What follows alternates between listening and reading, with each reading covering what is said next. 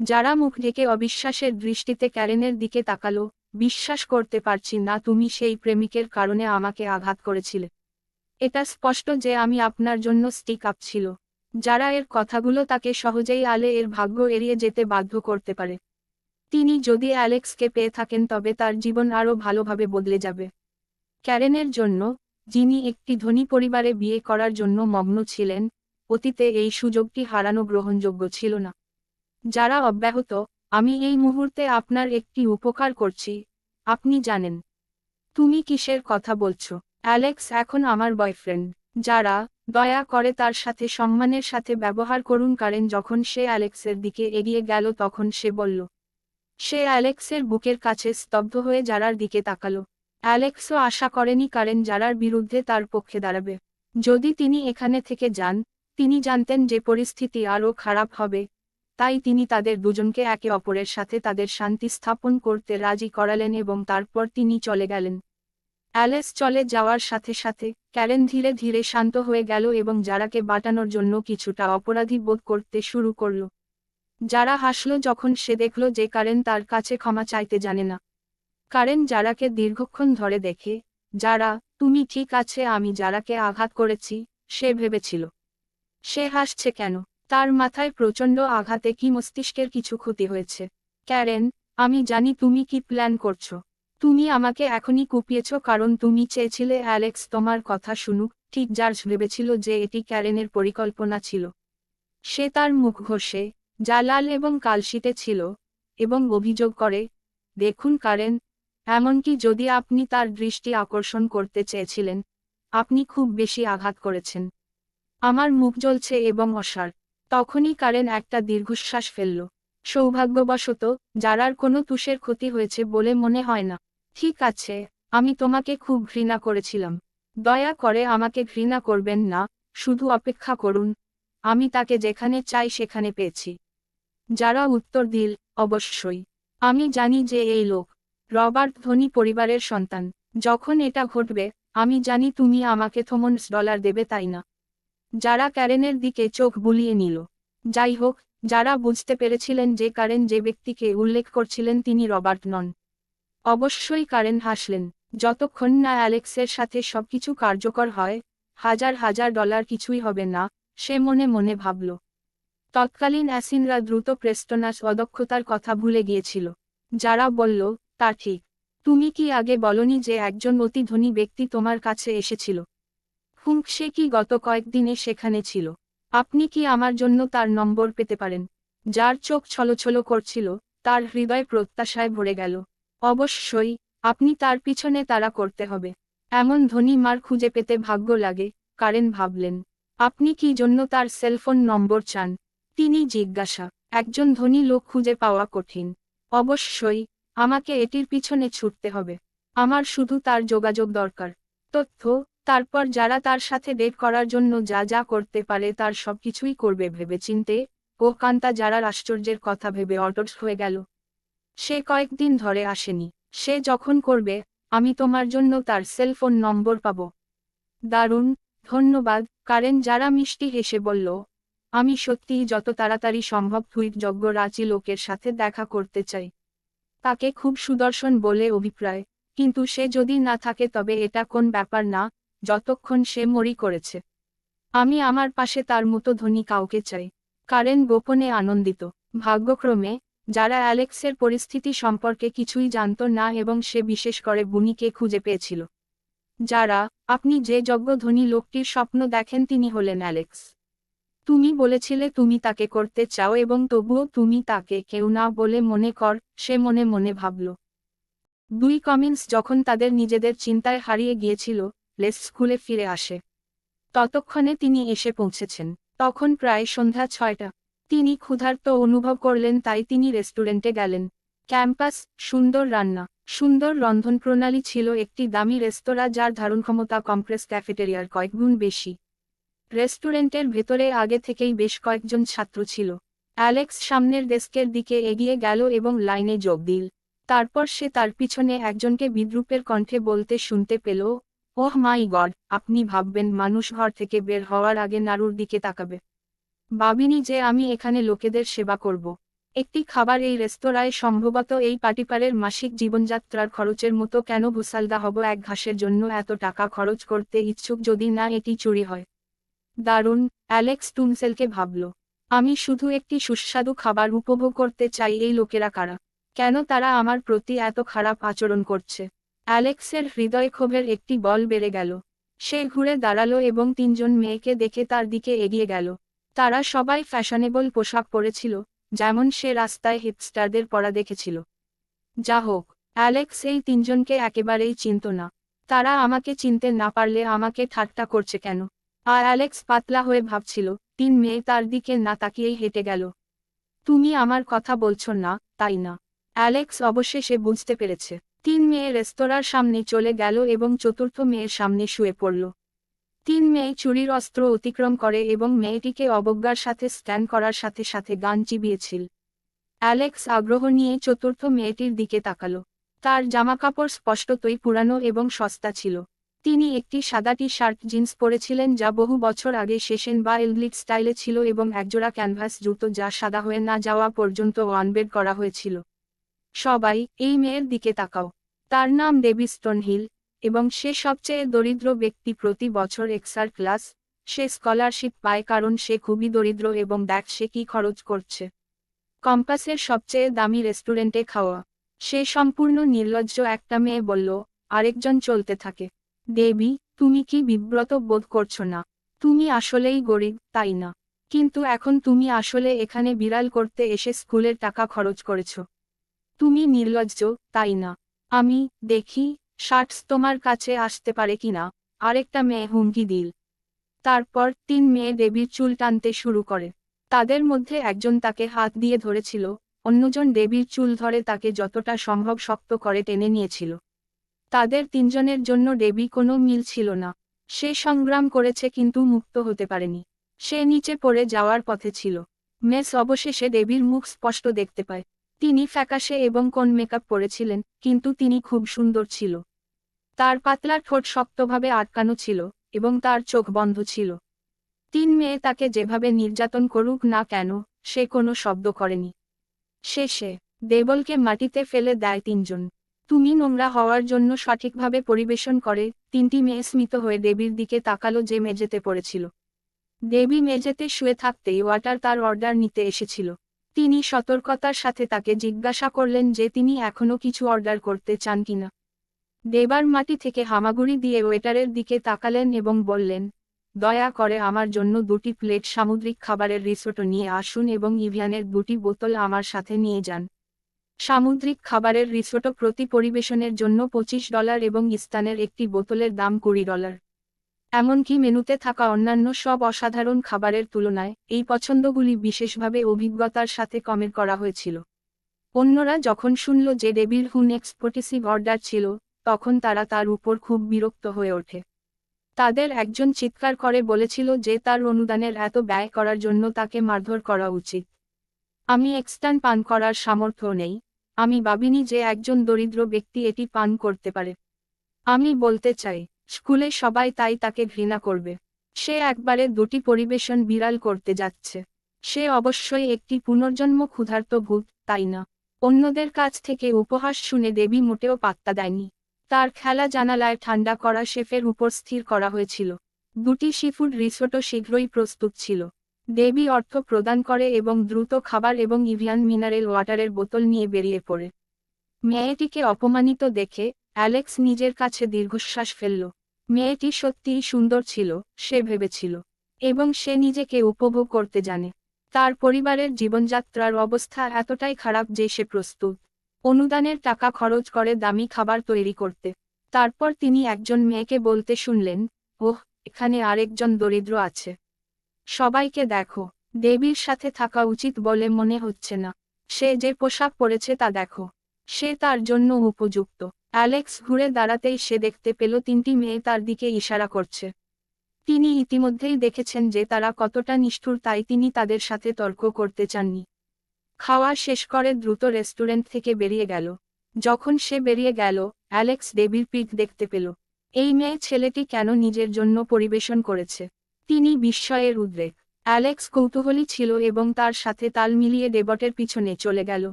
সে তাকে স্কুলের রামজে লেকের সমস্ত পথ অনুসরণ করেছিল। এই সময় মেলার আশেপাশে আর কেউ ছিল না। সেটিং সান হ্রদের পৃষ্ঠে আলোকিত, সোনালি সুতো দিয়ে স্পোরিং এবং জিকিমিকি করছে। এটা বিশেষ করে সুন্দর ছিল। অ্যালেক্স একটি গাছের আড়ালে বসে ডেবিকে দেখল। তিনি রিসোর্টের দুটি কার্টন এবং মিনারেল ওয়াটারের বোতল একটি পাথরের উপর রেখেছিলেন। তারপর সে পাথরের পাশে মাটিতে বসে ধীরে ধীরে বিড়ালের খাবার খেতে শুরু করল। খাওয়ার সাথে সাথে তার চোখ থেকে 2 ফোঁটা অশ্রু গড়িয়ে পড়ল। অ্যালেক্স এমনকি তার স্নিফিং শুনতে পারে। এটা কি হতে পারে যে সে এত দামি খাবার কখনো খায়নি এবং আজ তার চোখে জল চলে এসেছে? তিনি বিস্ময়ের উদ্রেক। কেউ সাধারণত লেকের ধারে বিড়ালের জন্য খাবার নিয়ে আসে না, সে অবশ্যই অদ্ভুতভাবে কাজ করছে। কিছুক্ষণ ডেবিকে দেখার পর সে চলে যাওয়ার জন্য প্রস্তুত হল।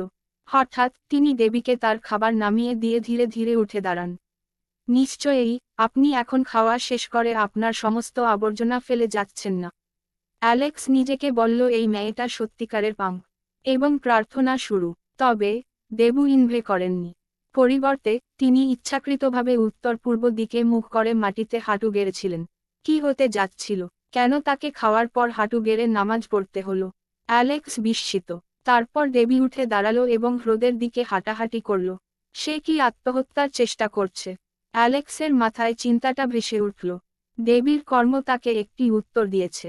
তিনি দেখেছেন যখন তিনি লেকের ধারে চলে যাচ্ছেন এবং একটি ফ্লুক নিয়ে জলে ঝাঁপ দিয়েছেন। অ্যালেক্স ইঁদুর হ্রদের দিকে যে মুহূর্তে ডেবিকে জগস করতে দেখেছিল এবং সেকেন্ড চিন্তা না করেই জলের দিকে এগিয়ে গিয়েছিল। সৌভাগ্যবশত ম্যাক্স একজন ভালো সাঁতারু ছিলেন, তাই তিনি ডেবিকে তার জামাকাপড় দিয়ে ধরেছিলেন এবং তীরের দিকে সাঁতার কাটতে সর্বোত্তম চেষ্টা করেছিলেন। তুমি কি করছো? ডেবি চিৎকার করে, আমাকে মরতে দাও। সে অ্যালেক্সের হাত থেকে মুক্ত হওয়ার জন্য লড়াই করেছিল, যা সে শক্ত করে ধরেছিল এবং যেতে দেয়নি। অবশেষে অনেক চেষ্টা করে অ্যালেক্স ডেবিকে নিরাপদে তীরে ফিরিয়ে আনতে সক্ষম হয়। ডেবি দেরিতে ঘাসের উপর বসে বিষণ্ণ গলায় জিজ্ঞেস করল, কেন তুমি আমাকে বাঁচালে? কেন আমাকে মরতে দিলে না? ডেবির সারা শরীর ভিজে গেছে। তার চিতগুলো তার শরীরের সাথে শক্তভাবে আঁকড়ে ধরেছিল। সূক্ষ্ম ফিগার এবং তার চেহারা অত্যন্ত করুণাময়। কেন আমি তোমাকে বাঁচালাম?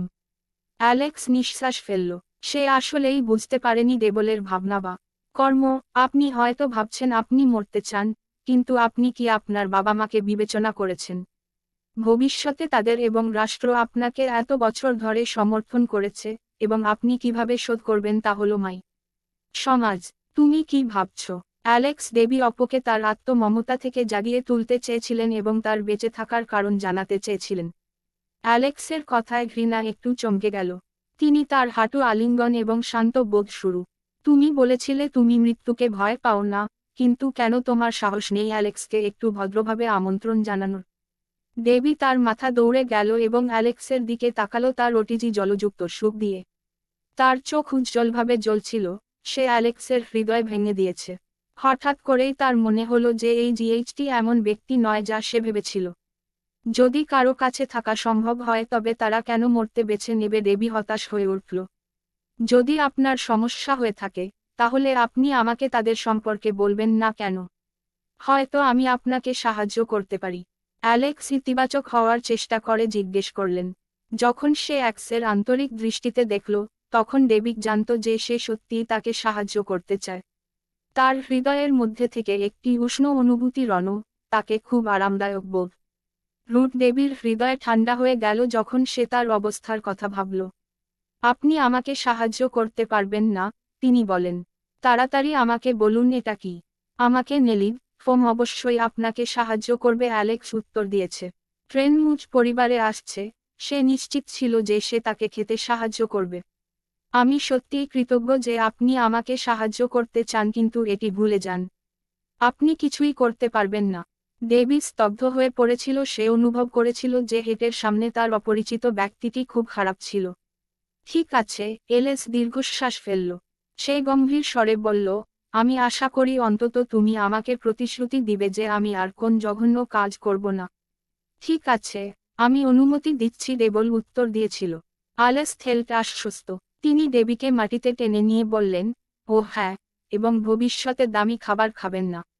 আমি মনে করি না এটি এমন কিছু যা আপনি এবং আপনার পরিবার সত্যিই বহন করতে পারে।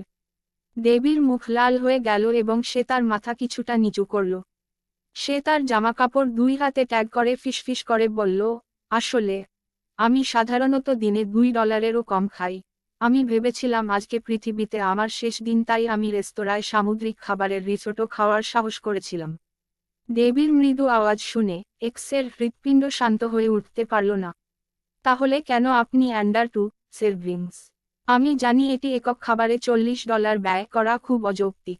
ম্যানরি বাচ্চাতে রাখুন, গত কয়েকদিন ধরে খাবেন না, তাই সত্যিই ক্ষুধার্ত।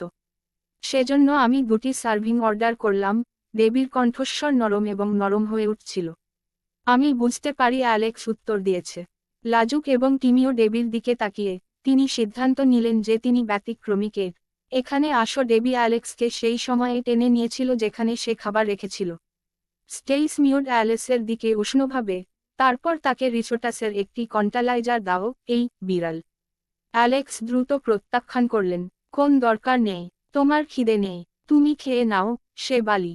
কয়েক মিনিট পরে ডেবি বলল, এটা ভালো যে আপনি শুধু ক্যাটেন করেননি। আমি এইমাত্র বুঝতে পেরেছি যে আমি এই ইনকালগুলির মধ্যে একটিকে বিড়াল করতে পারি। আমি ইতিমধ্যেই পূর্ণ। এখানে আপনার কাছে আছে। ডেবি তার চেস্টেস 08। অ্যালেক্স কৌতূহল নিয়ে বিড়ালের কাছে পাথরের উপর বসল। খাওয়ার সময় অ্যালেক্স বলল, আপনি বসুন। ডেবি তাকে দেখছিল এবং এটি হিতিটিকে আত্মসচেতন করে তোলে। ও সে ডেবি ফিল্মের পাশে বসেছিল। অ্যালেক্স সবেমাত্র ডেবলকে অনেক শক্তি সঞ্চয় করেছিল এবং এখন খুব ক্ষুধার্ত ছিল। সে দ্রুত খেয়েছিল এবং কিছু ভাত তার মুখে লেগেছিল। অ্যালেক্স এবং ডেবল খেতে খেতে আড্ডা দিল। তখনই অ্যালেক্স জানতে পারেন যে ডেবি উত্তর পূর্বে তার নিজ শহরে তার মায়ের কাছে প্রার্থনা করছেন, তার কর্মের জন্য ক্ষমা প্রার্থনা করছেন। যখন তারা খরচ শেষ করেছিল, তারা দুজনেই অনুভব করেছিল যে তাদের জন্য বিশেষ কিছু আছে। আমি কি আগামীকাল আপনার সাথে দেখা করতে পারি?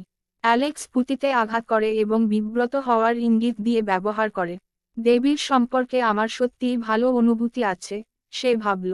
এবং আমি সত্যিই তাকে রক্ষা করতে চাই। আমি সত্যিই সে আবার তার সৌনেবেস্তা করব।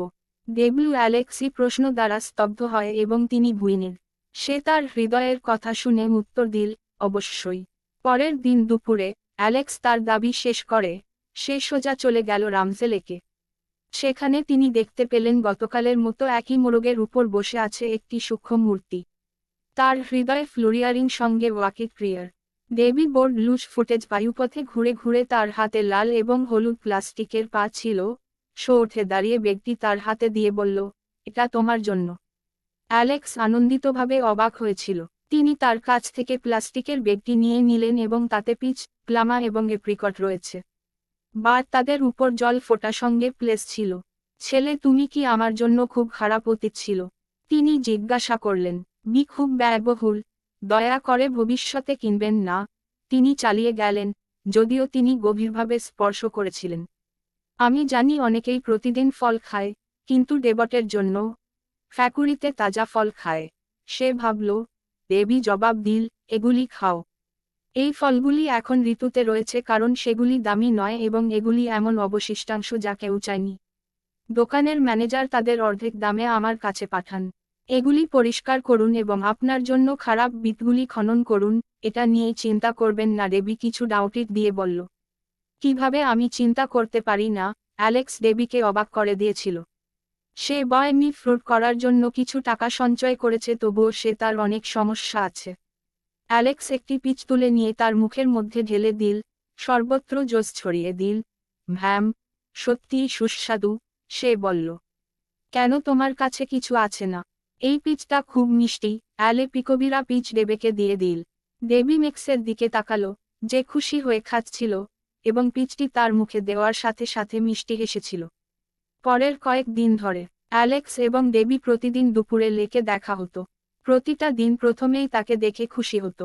কাফেটেরিয়া, তারপর ডেবিকে আবার ইঁদুরের জন্য খাবার আনুন। অবশ্যই অ্যালেক্স যে ধাইনগুলি নিয়ে এসেছেন সবগুলি সবচেয়ে মৌলিক। সে তখনও প্রস্তুত ছিল না। ডেবি আসলে কে ছিল তা বের করতে। একটি বিশেষ দিন অ্যালেক্স স্যুপ এবং উদ্ভিজ্জ নাড়া ভাজা একটি দ্বিতীয় পরিবেশন প্যাক এবং গিয়েছিলাম রামজেলে সাঞ্জেলি। ডেবি সেখানে ছিল না। সে এখানে ন্যাশ করা উচিত, এলেস নিজেকে বলল। আমি কি তার টুও রাখা আশ্চর্য। অ্যালেক্স পাথরের উপর চুপ করে বসে ভাবল। দেবী এর আগে কখনো সঠিক খাবারের জন্য বাইরে যায়নি। তাকে নিউ ইয়র্কের সেরা রেস্তোরাঁয় নিয়ে যাওয়ার সময় তাকে মুগ্ধ হতে বাধ্য। তিনি পাথরের উপর বসে 20 মিনিট ধরে হাঁটলেন, বট দেবী এখনো আসেনি। ফুকজাবকে ঠান্ডা হতে দেখে সে তার ফোন বের করে তাকে কল করল। দেবী, তুমি কেমন আছো? ব্যবহার করা। সে উত্তর দিল, আমি দুঃখিত, অ্যালেক্স। প্রাণ না আজকে। আমাদের ক্লাস পরীক্ষা নিরীক্ষা করছে। পরীক্ষাগার এবং আমি ছেড়ে যেতে পারি না। ঠিক আছে। ম্যাক্স তার ফোনের দিকে তাকিয়ে একটি ধারণা পেয়ে গেল। দেবতে আমার কাছে আসতে পারে না, তবে আমি খাবার নিতে পারি। তিনি খাবার তুলে নিলেন এবং ল্যাবরেটরির দিকে পাথুরে হাঁটলেন। তিনি এসে দেবীকে ডাকলেন। তিনি তাকে বলেন যে অনুষ্ঠিত হয়েছে এবং কোন ল্যাবরেটরস তাকে জিজ্ঞাসা। সে ছিল। সে উত্তর দিল, আপনি পরীক্ষাগারে এসেছেন। এখনই চলে যাচ্ছেন? আজ নিজেই প্রবেশ করবেন না, আমার সম্পর্কে চিন্তা করবেন না। দেহেতে এর ইয়ার্ড টানটান হয়ে উঠল এবং যখন অ্যালেক্স তাকে জিজ্ঞাসা করল যে কোথায় ছিল, ফোন কেটে দিল। অ্যালেক্সের একটি ফ্র্যাড ফেচার ছিল, ডেটসে হিডাঙ্কি আমার কাছ থেকে প্রশান্তিদায়ক। তিনি দুশ্চিন্তাগ্রস্ত হয়ে পড়েন এবং ক্রমশ অস্বস্তিতে পড়েন। সে ল্যাব থেকে দৌড়ে বেরিয়ে গেল, তার খাবার ট্র্যাশ ক্যানে ফেলে দিল এবং দেবীকে খুঁজতে শুরু করল। যেখানেই সে কাফেটেরিয়া, সুপারমার্কেট, ল্যাবের কথা ভাবতে পারে সেখানে সে সব দিকেই তাকালো। সে ভেবেছিল সে হতে পারে, কিন্তু সে ঠান্ডা তাকে খুঁজে পাচ্ছেন না এবং তিনি তার কলগুলিকে আঁকছিলেন না। অ্যালেক্সের বিকল্প ফুরিয়ে গিয়েছিল। তার হৃদয় বিশৃঙ্খল অনুভব করল। তিনি হতাশ হয়ে ঘাসের উপর খেলার মাঠের দিকে চলে গেলেন এবং এখনো বিস্ময়ের মধ্যে ট্র্যাকের চারপাশে লোকেদের জিগিং করতে দেখলেন। হঠাৎ চোখ মেলে সে দেখতে পেল একটা খুদে মূর্তি স্ট্যান্ডের কোণে বসে আছে। সে নিশ্চিত ছিল দেবী। তিনি দ্রুত উঠে দাঁড়ালে এবং তার দিকে দৌড়ে যাওয়ার সাথে সাথে তিনি উৎসাহিত বোধ করেন। দেবী, কেন দিত তুমি আমার কলের উত্তর দাও? সে পেবেলকে জিজ্ঞেস করল যখন সে তার কাছে গেল। মন খারাপ, কিন্তু যখন সে তার মাথা তুলল, তখন হতবাক হয়ে গেল। দেবীর মুখটা থেতলে গেছে এবং তার চোখ ফুলে গেছে। তার সুন্দর চেহারা একটি জগাখিচুড়ি ছিল। CH-23 বুলিদের মুখোমুখি। কি হয়েছে? অ্যালেক্স জিজ্ঞেস করল। বুকের মধ্যে রাগের একটা বল উঠল। কিছু না। তুমি বিয়ার কেন? দেবী উত্তর দিল। তিনি একটি তুলোসোয়া ব্র্যান্ড অ্যালকোহল দিয়ে ক্ষতগুলি মোছার দিকে মনোনিবেশ করেছিলেন, তাই তিনি লক্ষ্য করেননি কখন এলেস এসে তার মাথা নিচু করে হাত দিয়ে তার টুইটি ঢেকে দিল। দেখতে দাও, ম্যাক্স বলল। সে বেসিকলে বসে আছে।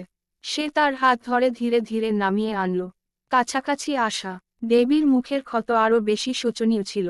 একটি বিড়াল তখনও রক্তপাত করছিল। আমাকে ট্রেল কে দিল তোকে? স্লেডস বেটাজ করে ওর মুখ দেখে। ঠিক আছে, এটা ম্যাডিসন রবিন্স এবং তার বন্ধুদের ছিল। কিন্তু ডাভার্জ, তারা শুধু আমাকে একটু বিরক্তি। দেবী তমারলাই বলল।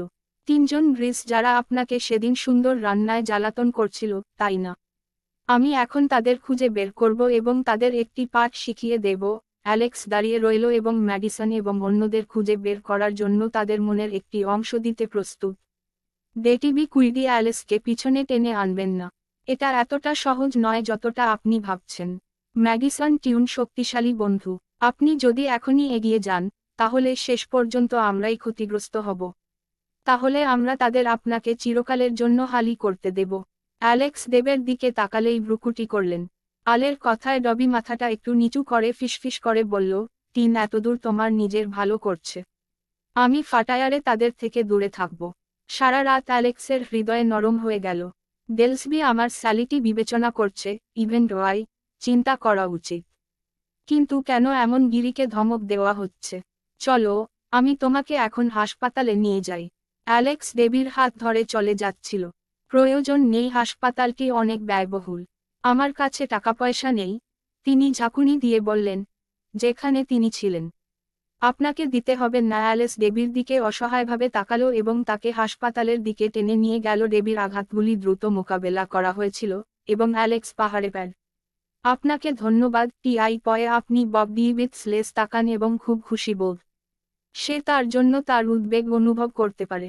সে কখনোই একজন পুরুষকে তার মতো যত্ন করেনি। আচ্ছা, ভবিষ্যতে এটা নিয়ে কথা বলবেন, অ্যালেক্স বলল। সে টাকার কথা চিন্তা করেনি। ইয়েস, ফুভেন এখনো খায়নি ঠিকই, তোমাকে বিড়ালের জন্য একটা সুন্দর জায়গায় নিয়ে যাবে। টেইবল তার চোখ বড় বড় করে খুলল। তিনি চেয়েছিলেন অস্বস্তিকর এবং সোনার সান অনুভূত। সাইড কখনো ক্যাফেটেরিয়াতে $5 খাবারও খায়নি, অনেক কম দামি ন্যাসিয়াল। তিনি চালিয়ে গেলেন, এটা খুব বেশি দামি নয়। আমার মনে হয় ক্যাফেটেরিয়ায় খাবার বেশ ভালো। টুট অ্যালেক্স বেম বাধা। সে মাথা নেড়ে হাসল। তারপর সে তার হাত ধরে ক্যাম্পাস থেকে বমকে নিয়ে গেল। অতীত, আমাকে অনুসরণ করুন। অনুগ্রহ করে খাবেন এবং কোন কিছু নিয়ে চিন্তা করবেন না যে তিনি বলেছেন আর্থিং অ্যাট দ্য ডেস্ট্যান্ট ডেলিবল ইটা নার্ভাস কারণ অলকা টেনে নিয়েছিল যে সে তার চেয়ে ভালো কিছু করতে পারেনি। তিনি আসলে এই রেস্টুরেন্টে এসেছেন। তিনি অবাক হয়ে বললেন, এটা সব না। কিন্তু যখন সে অ্যালেক্সকে শান্তভাবে খাবার অর্ডার করতে দেখল, তখন ডেভিড শিথিল হয়ে গেল। তিনি তাই মনে করেন যে স্লেস একটি রহস্য, একটি বিট শুরু। তাকে খুব জাগতিক এবং অভিজ্ঞ মনে হচ্ছিল। তখন অ্যালেক্স বলল, এখানে আমার জন্য অপেক্ষা কর। আমাকে বাথরুমে যেতে হবে। তাড়াতাড়ি ফিরে আসব। Pesto room. দেবী তার সিটে একা বসে তার চারপাশে তাকালো। তিনি এর আগে কখনো এত অত্যাধুনিক দোকানে যাননি এবং তাই তার ছেলে সবকিছু সম্পর্কে আগ্রহী।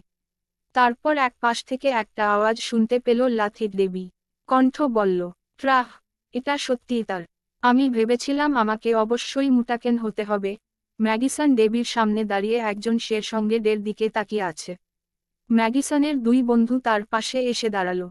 দেবুরের স্নায়ু টান হয়ে গেল এবং সে তার মুঠি শক্ত করে চেপে ধরল। সে জানল এটা ম্যাডিসন। তাদের একজন চিৎকার করে বলল, তুমি কি গত কয়েকদিন ধরে পাগল হয়ে গেছো? প্রথমত, তুমি ফালতু কুশিনে খেয়েছো আর এখন তুমি এমনও হয়ে যাচ্ছ। আমরা মনে করি তুমি এখানে এসে খেতে সাহস পাবে না। ম্যাডিসন দায়িত্ব নিলেন, এইভাবে আপনার স্কলারশিপ খরচ করা সত্যিই নির্লজ্জ। আমরা সপ্তাহে একবার এখানে আসি। আপনি একজন দরিদ্র ব্যক্তি যে খাওয়ার সামর্থ্য রাখে না। আপনার কি অধিকার আছে? আমি পড়ছি। কথা বলতে বলতেই ম্যাডিসন দেবরের চুলে তীক্ষ্ণ টান দিল। দেবীর মাথাটি পিছনে টানানো হয়েছিল, যা বরফের সাদা ঘাড় প্রকাশ করে।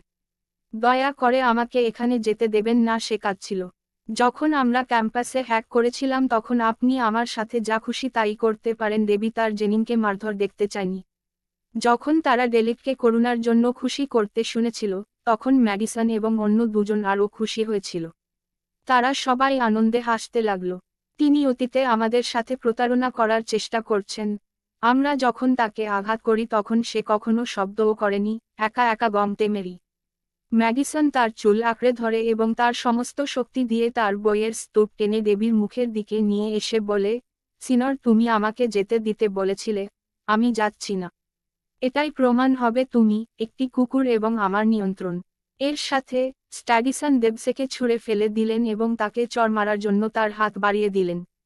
দেবীর মুখের খুঁতগুলি সারতে শুরু করেছিল।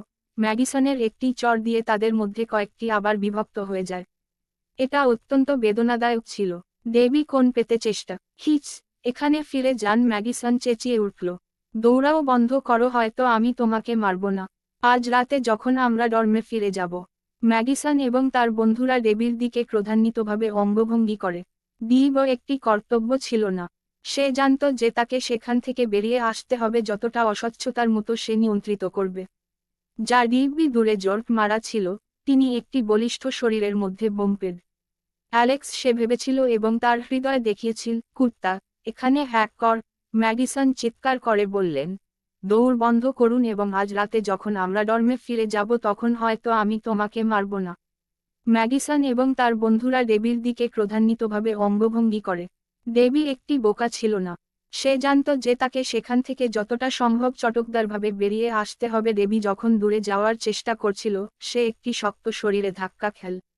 এটি অ্যালেক্স, সে ভেবেছিল এবং তার হৃদয় দেখিয়েছিল। লেস ইতিমধ্যেই অনুমান করেছিলেন যে কি ঘটছে যখন তিনি দেবীকে দেখেছিলেন এবং তারপরে ম্যাডিসন এবং তার বন্ধুদের দেখেছিলেন। তিনি দেবীকে জড়িয়ে ধরে ম্যাডিসনের দিকে ঠান্ডা দৃষ্টিতে তাকালেন। ম্যাডিসন সবেমাত্র অ্যালেক্সের দিকে তাকিয়ে বলল, আরে, এটা সেই অন্য গরিব নয় যে সুন্দর রান্না খাচ্ছিল। এই দুইজন কি একসাথে ছিল? হা হা হা, এটা সত্যিই ভালো ম্যাচ। তার এক বন্ধু মজা করে বলল, আমি ভাবছিলাম কেন সে গত কয়েকদিন ধরে বাইরের লটারিং করছে। দিন মনে হচ্ছে সে বাইরের পুরুষদের চুরি করছে। তুমি নির্লজ্জ ছোট্ট বেশ্যা।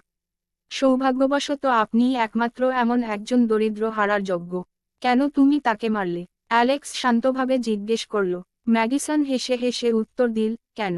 আমাদের কি এখনো একজন দরিদ্রকে মারতে কোন কারণের দরকার আছে? দেবী আমাদের আস্তানায় মজা করার জন্য একটি কুকুর মাত্র। একজন মাস্টারের কি তার কুকুরকে মারবার কারণ থাকতে হবে? টিম তোমাকে সতর্ক করছে, তাকে আবার স্পর্শ করবে না। অ্যালেক্স স্যাল ঠান্ডা দৃষ্টিতে তাকিয়ে আছে। হ্যাঁ, ঠিক আছে। আপনি এখনো এই পোশাকের জন্য লেগে থাকতে চান, তাই না? আসুন, আপনার কাছে থাকলে আমাকে স্পর্শ করার চেষ্টা করুন। কিছু বলার আছে। আমি আপনাকে বলেছিলাম, আপনি যদি কিছু চেষ্টা করেন তবে আমরা ভবিষ্যতে তাকে আরো বেশি ধমক দেব। ম্যাডিসন উস্কানিমূলকভাবে বলেছিল, আমাকে থামাতে আপনি কিছুই করতে পারবেন না। অ্যালেক্স ম্যাডিসনকে থাপ্পড় দিতে গিয়েছিল, কিন্তু ডেবি তাকে পিছনে টেনে নিয়ে তার দিকে মাথা নাড়ল। ঠিক তখনই তিনজন লোক রেস্তোরাঁয় ঢুকে ম্যাডিসনের দিকে ঢোকে। তারা পরিষ্কারভাবে পোশাক পরেছিল এবং পরিষ্কারভাবে এখানে ছিল ম্যাডিসন এবং তার বন্ধুদের সাথে খাবারের জন্য দেখা করতে। মিস রবিন্স, কি হচ্ছে? এই বোকা কি আপনাকে উস্কানি দিয়েছিল? একজন ক্রু কাটার সাথে একজন স্টোকি লোক ম্যাডিসনের সাথে কথা বলার সময় অ্যালেক্সের দিকে ইশারা করলেন। অন্য একজন তার বাহুতে উল্কি দিয়ে অ্যালেক্সকে সম্বোধন করে, ইডিয়ট, আপনার মতো কেউ মিস রবিন্সের সাথে এটি চেষ্টা করার সাহস করে? আমি এখনই আপনাকে বলি, আমরা সবাই কাপা আলফা সোসাইটি থেকে এসেছি। আপনি যদি জানেন আপনার জন্য কি ভালো, তুমি আমাদের থেকে দূরে থাকবে। বাকি লোকটি এমনকি অ্যালেক্সকে দূরে ঠেলে দিয়েছিল, হারিয়ে যাও বা এখনই তোমাকে আঘাত করতে পারে। সে তাদের সাথে যুদ্ধ করতে চেয়েছিল, কিন্তু ডেবি তার হাত এড়িয়ে গেল এবং তার খেতে খেতে ফিসফিস করে বলল, চল যাই।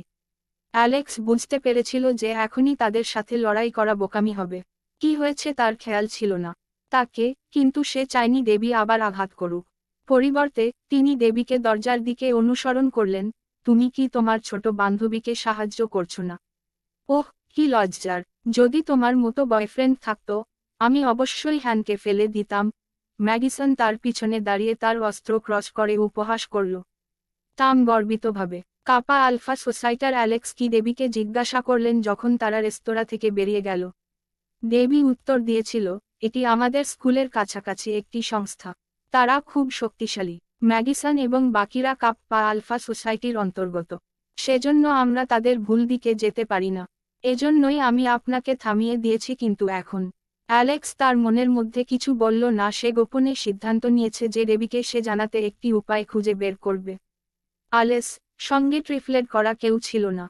ওহ হ্যাঁ, এবং আমি ডর্ম থেকে সরে যাওয়ার সিদ্ধান্ত নিয়েছি। দেবী অ্যালেক্সের দিকে তাকিয়ে চলতে থাকে। আমি স্কুলের চারপাশে চেক করেছি এবং আমি একজন মাকে পেয়েছি। শুধুমাত্র একটি বিছানা আছে এবং ইন্টারনেট নেই, কিন্তু এক থাইক এটি বেশ ভালো। 30 গালাগ এটা ভাড়া। অ্যালেক্স যখন এই কথাটা শুনেছিল, তখন সে মনে প্রাণে সম্মত হয়েছিল যদি দেবী বাইরে থাকত, তবে তাকে ম্যাডিসন দ্বারা বঞ্চিত করা হবে না। যাই হোক, সে যে মাকে খুঁজে পেয়েছিল সে অনেক বেশি ছিল। অ্যালেক্স তার একটি খুঁজে বের করে তাকে সুরক্ষা করার সিদ্ধান্ত নিয়েছে। ভালো রুম। অ্যালেক্স দেবীকে তার ক্ষত পুনঃস্থাপনের জন্য হাসপাতালে নিয়ে যায়।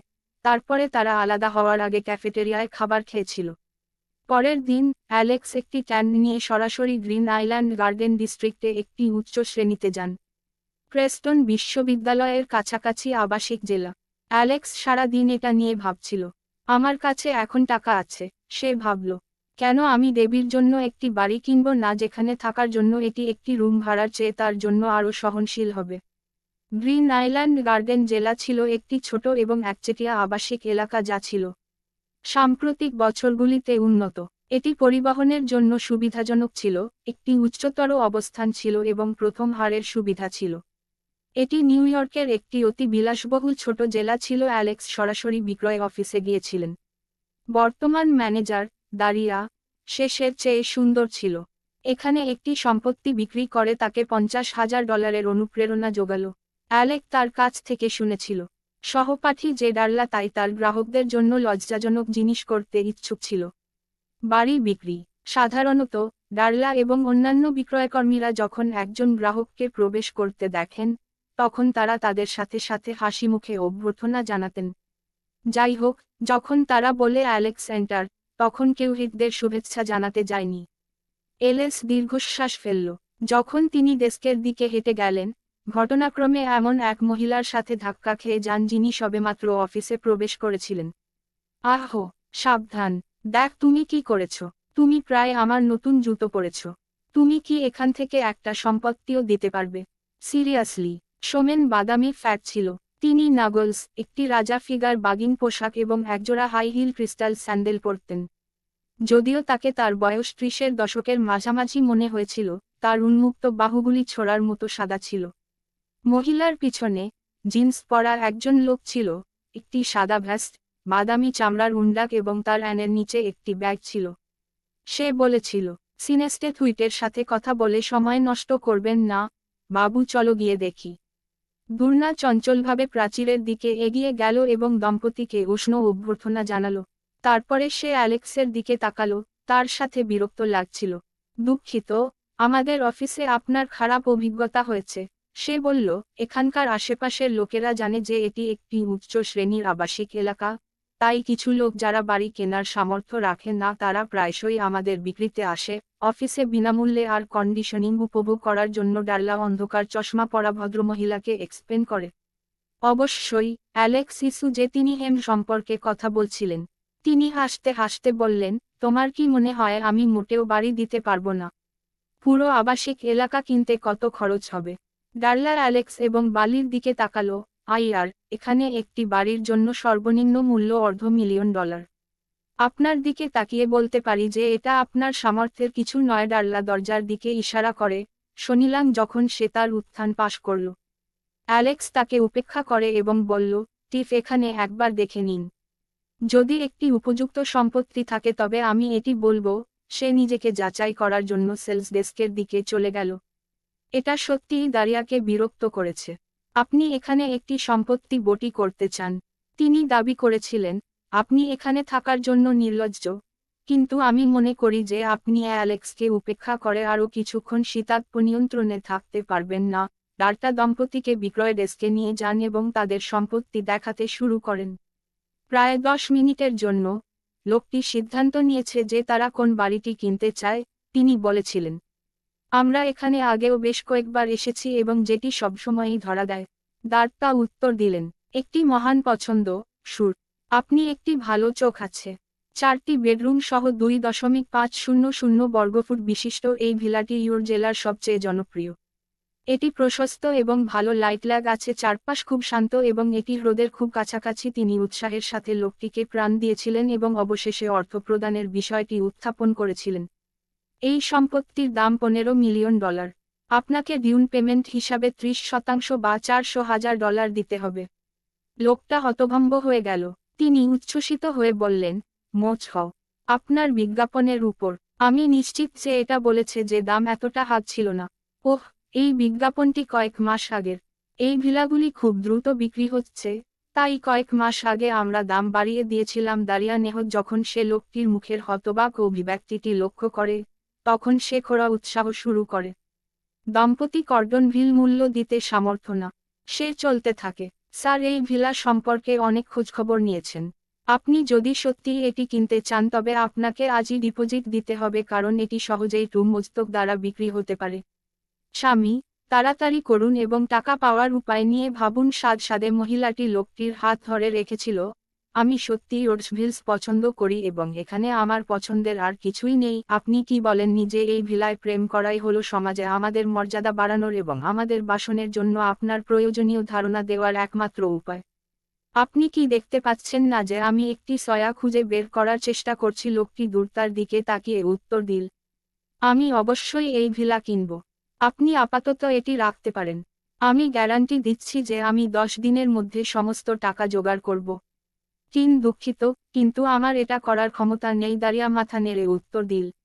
স্বামী, চঞ্চল হয়ে উঠুন এবং আপনার বন্ধুদের কাছ থেকে অর্থ সংগ্রহ করুন। আমি আমার বন্ধুদের মোটরসুটি টাকা ধার করতে পারেন। আমাদের অবশ্যই এই ভিলা কিনতে হবে, মহিলাটি অনুরোধ করেছিলেন। এই দম্পতি জানত যে গ্রিন আইল্যান্ড ক্যান্ডেন ডিস্ট্রিক্টে একটি ভিলা বহন করতে সক্ষম হওয়া প্রমাণ করবে যে তারা ভবিষ্যতে নিউইয়র্কের সবচেয়ে ধনী ব্যক্তিদের মধ্যে ছিল। তারা তাদের বন্ধু এবং আত্মীয়দের থেকে উচ্চতর হবে এবং তারা সম্মান অর্জন করবে এবং অন্যদের হিংসা। এটি অবশ্যই চাট্রো বাস্টান্স উপকৃত হবে। তারা দুজনেই তাদের সেল ফোন বের করে তাদের বন্ধুদের ফোন করতে লাগলো। এই ভিলাটি বেশ ভালো। অ্যালেস প্রাসাদের সম্পর্কে তথ্য পেয়ে উচ্ছ্বসিত হয়ে বললেন, আমি বেথিভা। তুমি কেমন করে পারো? মহিলাটি বিদ্বেষপূর্ণভাবে অ্যালেসের দিকে তাকালো, কিন্তু আমি। ডার্লা অ্যালেক্সের কথাকে গুরুত্বের সাথে নেয়নি। প্রকৃতপক্ষে অ্যালেক্স সম্পর্কে তার মতামত আরও খারাপ হয়ে উঠেছিল, যে মনে হয়েছিল যে ম্যাক্স সবচেয়ে অশুভ কিছু হতে পারে। তার মুখে রাগান্বিত এক্সপ্রেশন নিয়ে সে অ্যালেক্সের কাছে গিয়ে দাবি করে, স্যার, পিকেস ছেড়ে দিন, আমাদের কাজ আছে। একটা বাড়ি কিনতে চাও, তুমি আমাকে বের করে দিচ্ছ কেন? আপনি কি আমাকে একটি অভিযোগ শিল্প ফাইল করতে চান? আপনি? অ্যালেস রেগে বলল, ঠিক আছে, তুমি একটা বাড়ি করতে চাও, ঠিক আছে। এখানে তোমার কত টাকা লাগবে? এই সম্পত্তির মূল্য $15 মিলিয়ন। আপনি যদি এটির জন্য দিতে পারেন তবে এটি আপনার। ডার্লা অধৈর্য হয়ে সালাদ। তিনি অ্যালেক্সকে 30% ডাউন পেমেন্ট বিক্রি করেননি এবং তিনি বিশ্বাস করেননি যে অ্যালেক্সটি কিনবে। সে অকারণে কষ্ট পেতে ভাবল। অ্যালেক্স উদাসীন।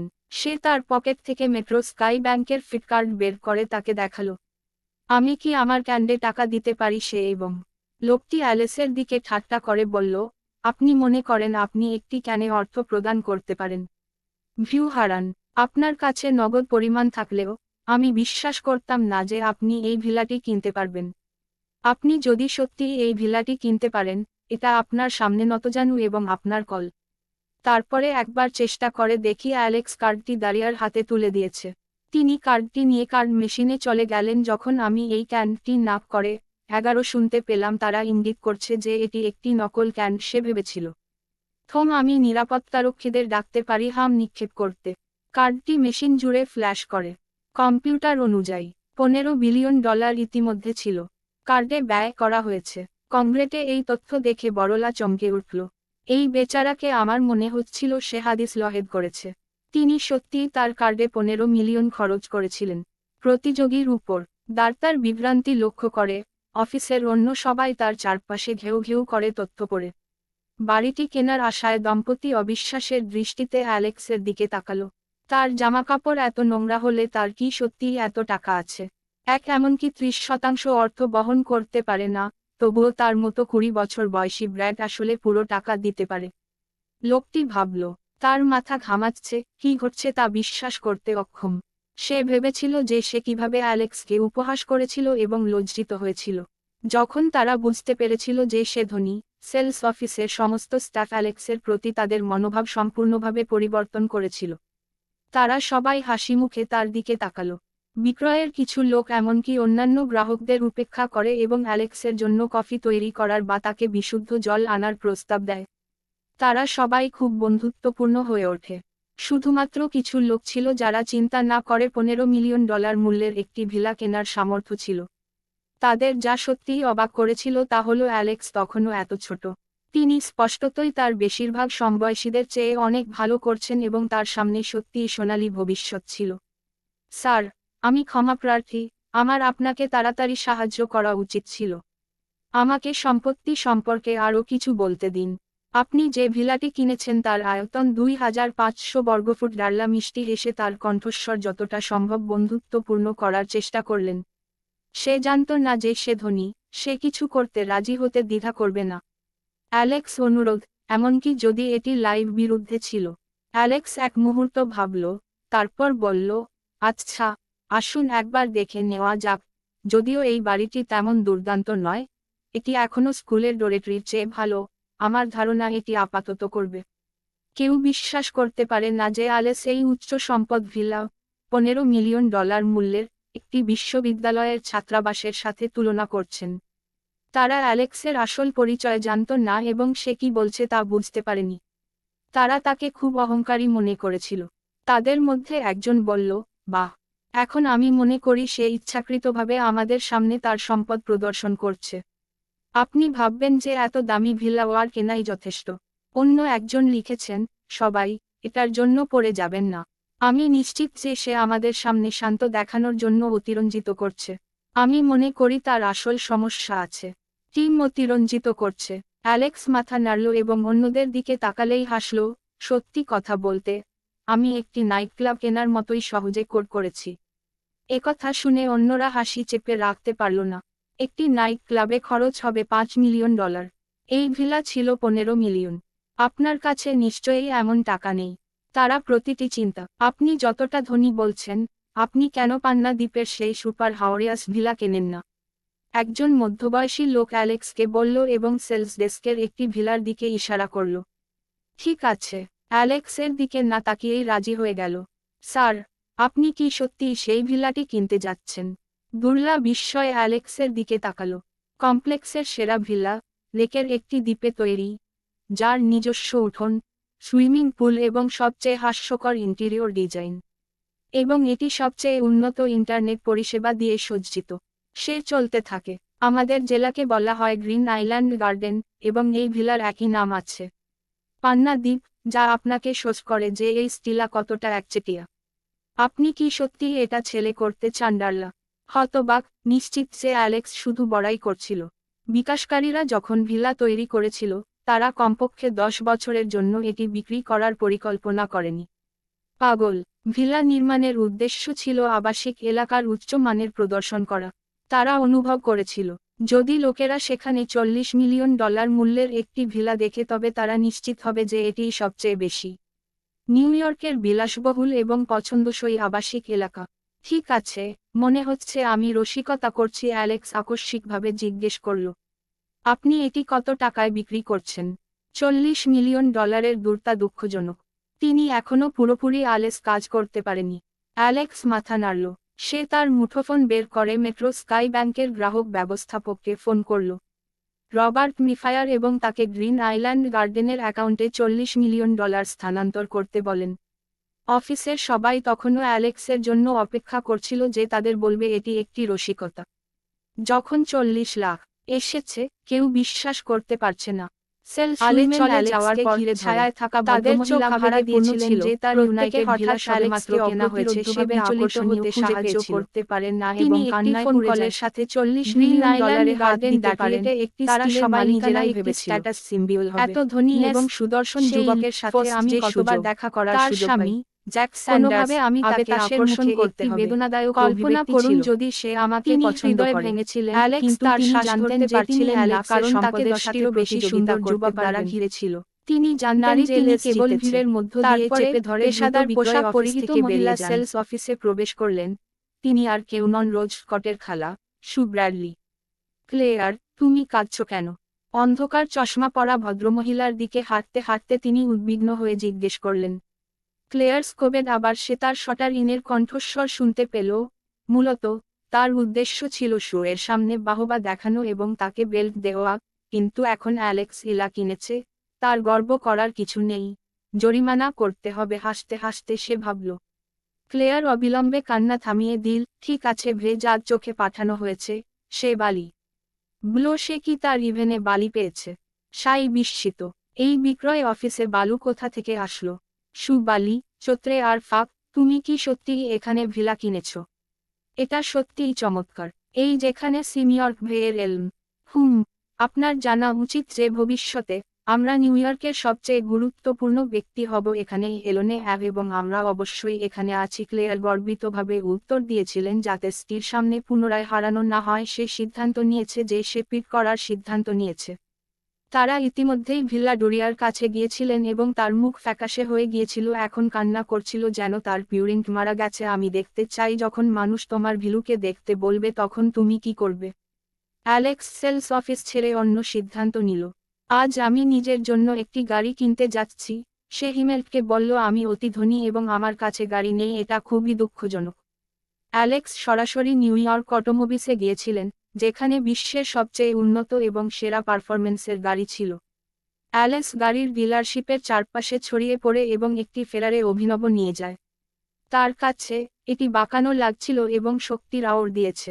তিনি জানতেন যে এটি তার পারফরম্যানারের মধ্যে সবচেয়ে উন্নত ছিল। তিনি যখন বিক্রয়কর্মীকে জিজ্ঞাসা করেছিলেন, তখন তাকে বলা হয়েছিল যে এই ফেরারিটিও কাস্টম মেড হতে পারে। ক্রেতা অ্যালেক্স জানতেন যে তিনি এটি কিনতে চান, তাই তিনি সরাসরি পয়েন্টে পৌঁছেছিলেন। একটি কাস্টম সানডে ফেরারি এবং সমস্ত উপাদান যা এমওয়ার করবে যে এটি সর্বোত্তম ছিল তা অর্ডার করেছে। সেলসপারসন স্কাই মিটার র্যাঙ্কের অ্যালেক্স মেসাস্কট রবার্ট মুলারকে গাড়ি ডিলারশিপের অ্যাকাউন্ট নম্বরে $430 অর্ধেক স্থানান্তর করার জন্য খুব সন্দেহজনক ছিল। বিক্রেতা হতবাক। সে প্রায় অনুভব করল যে সে অ্যালেক্সের পায়ের কাছে সেভিসব করা উচিত। ম্যাক্সের প্রতি এই মনোভাব পরিবর্তিত হয়েছিল।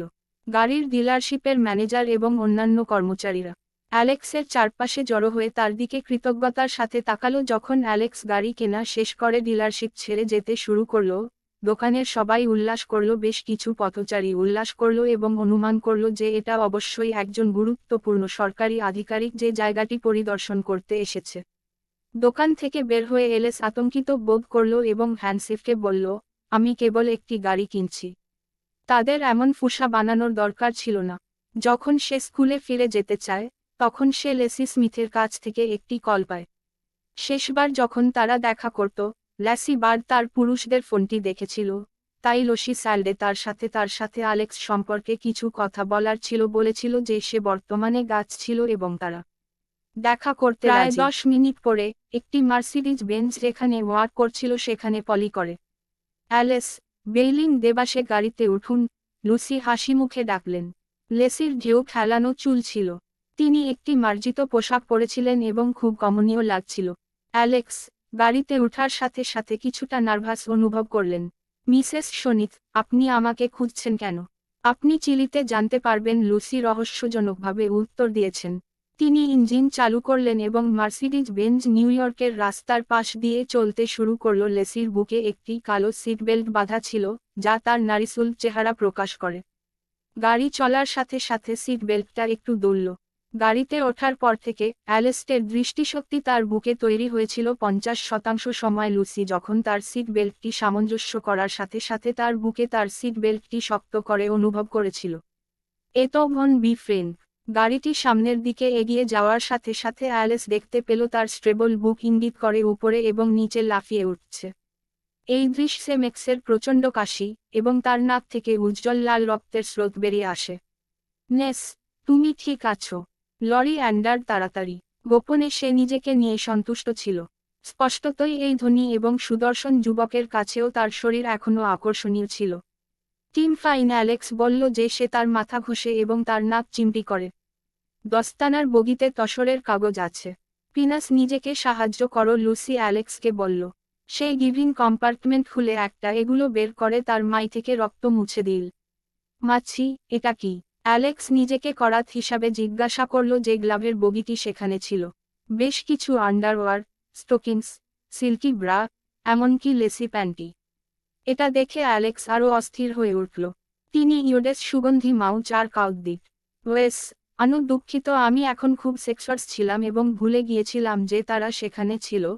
ইনসি লাজুক স্বরে বলল, আসলে সে উদ্দেশ্যমূলকভাবে সেখানে আন্ডারগার্মেন্টগুলি রেখেছিল।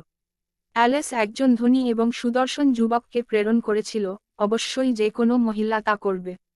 নিষেধাজ্ঞার সাথে থাকতে চান। লুসি আশা করেছিলেন যে প্রস্তাবিত আন্ডারওয়্যারটি অ্যালেক্সের আবেগকে জ্বালানোর জন্য যথেষ্ট হবে। তিনি আশা করেননি যে অ্যালেক্স কয়েক সেকেন্ড পরে স্টোরেজ বন্ধ করবে। অ্যালেক্স, এই প্রথম আমি জিনিস এই শিল্প কেনা করেছি।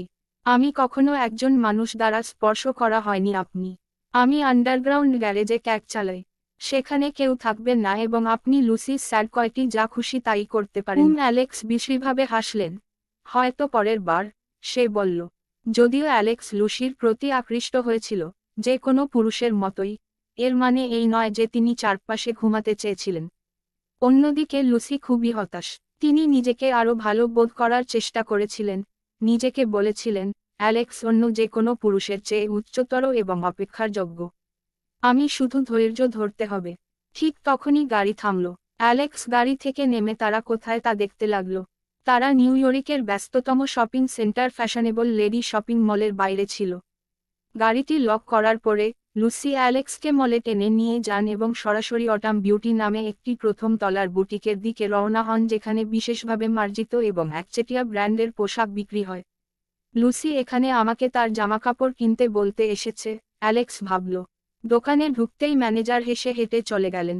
তিনি লুসির দিকে তাকালেন এবং সামান্য মাথা নেড়ে বললেন, মিসেস স্মিথ, আপনাকে দেখে আমি আনন্দিত। মিসেস স্মিথ, লেসি কি এখানে একজন নিয়মিত গ্রাহক? নিজেকে প্রশ্ন করল অ্যালেক্স। এটি আমার দোকানগুলির মধ্যে একটি, যা লুসি অ্যালেক্সকে ব্যাখ্যা করেছিল কারণ সে তার বিভ্রান্তি দেখেছিল।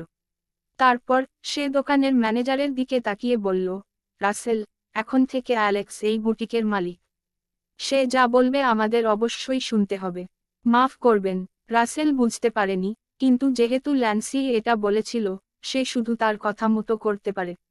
হ্যাঁ, আমি বুঝতে পেরেছি, তিনি উত্তর দিলেন। আপনি কি বোঝাতে চেয়েছেন? অ্যালেক্স জিজ্ঞেস করল। সে বুঝতে পারল না লেসি কি বলছে। লুসি উত্তর দিয়েছিলেন, এই সিদ্ধান্তটি পরিবারের সিনিয়র সদস্যদের কাছ থেকে নেওয়া হয়েছে। আমি কেবল এটি ঘটতে যাচ্ছি। অ্যালেক্স, শীঘ্রই বা পরে আপনাকে পারিবারিক ব্যবসার সাম্রাজ্যে যোগ দিতে হবে। আপনাকে অবশ্যই এই স্টোর দিয়ে শুরু করতে হবে। এবং ধীরে ধীরে দড়ি শিখুন। লুসি জানতেন যে পরিবার চাচ্ছিল যে অ্যালেক্স এই দোকানটি পরিচালনা করুক, যাতে ব্যবস্থাপনা অভিজ্ঞতা লাভ হয়। ওহ ঠিক আছে, তাহলে অ্যালেক্স সম্মত হয়েছিল। অবশেষে সে জানত যে তাকে তার পরিবারের ব্যবসার উত্তরাধিকারী হতে হবে। ভালো, লুসি হাসল। তিনি অ্যালেক্সকে খুব সম্মত মনে করেছিলেন। অ্যালেক্স, আমি আমার পরিবারের সোনার ব্যবসা পরীক্ষা করার জন্য আজ পরে দক্ষিণ পশ্চিমে ভ্রমণ করছি। আমি কয়েক সপ্তাহের জন্য চলে যাব। ঠিক আছে, নিশ্চিত, অ্যালেক্স উত্তর দিল।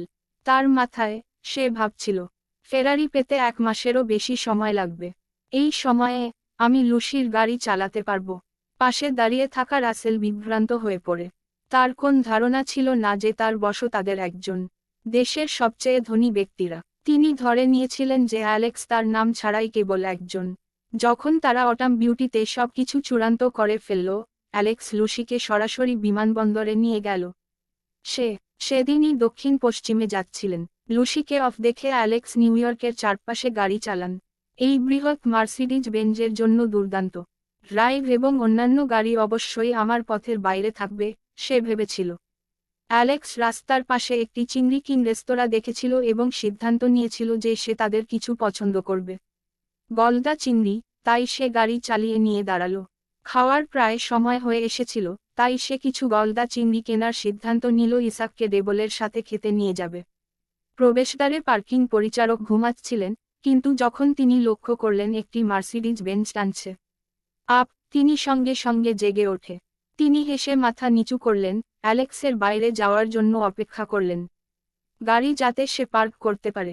অ্যালেক্স দোকানের দরজার কাছে যেতেই তিনি লক্ষ্য করলেন যে পকেট থেকে বেশ কিছু ডলারের বিল পড়ে যাচ্ছে। তার সামনের ব্যক্তি, সে মুচকি হেসে নোটগুলো পকেটে রাখল। অ্যালেক্স, তুমি কি এখানে টাকা ভিক্ষা করছো? সে তার পিছন থেকে শুনতে পেল। সে ঘুরে দেখে মানুষের দল হ্যামের দিকে হাঁটছে।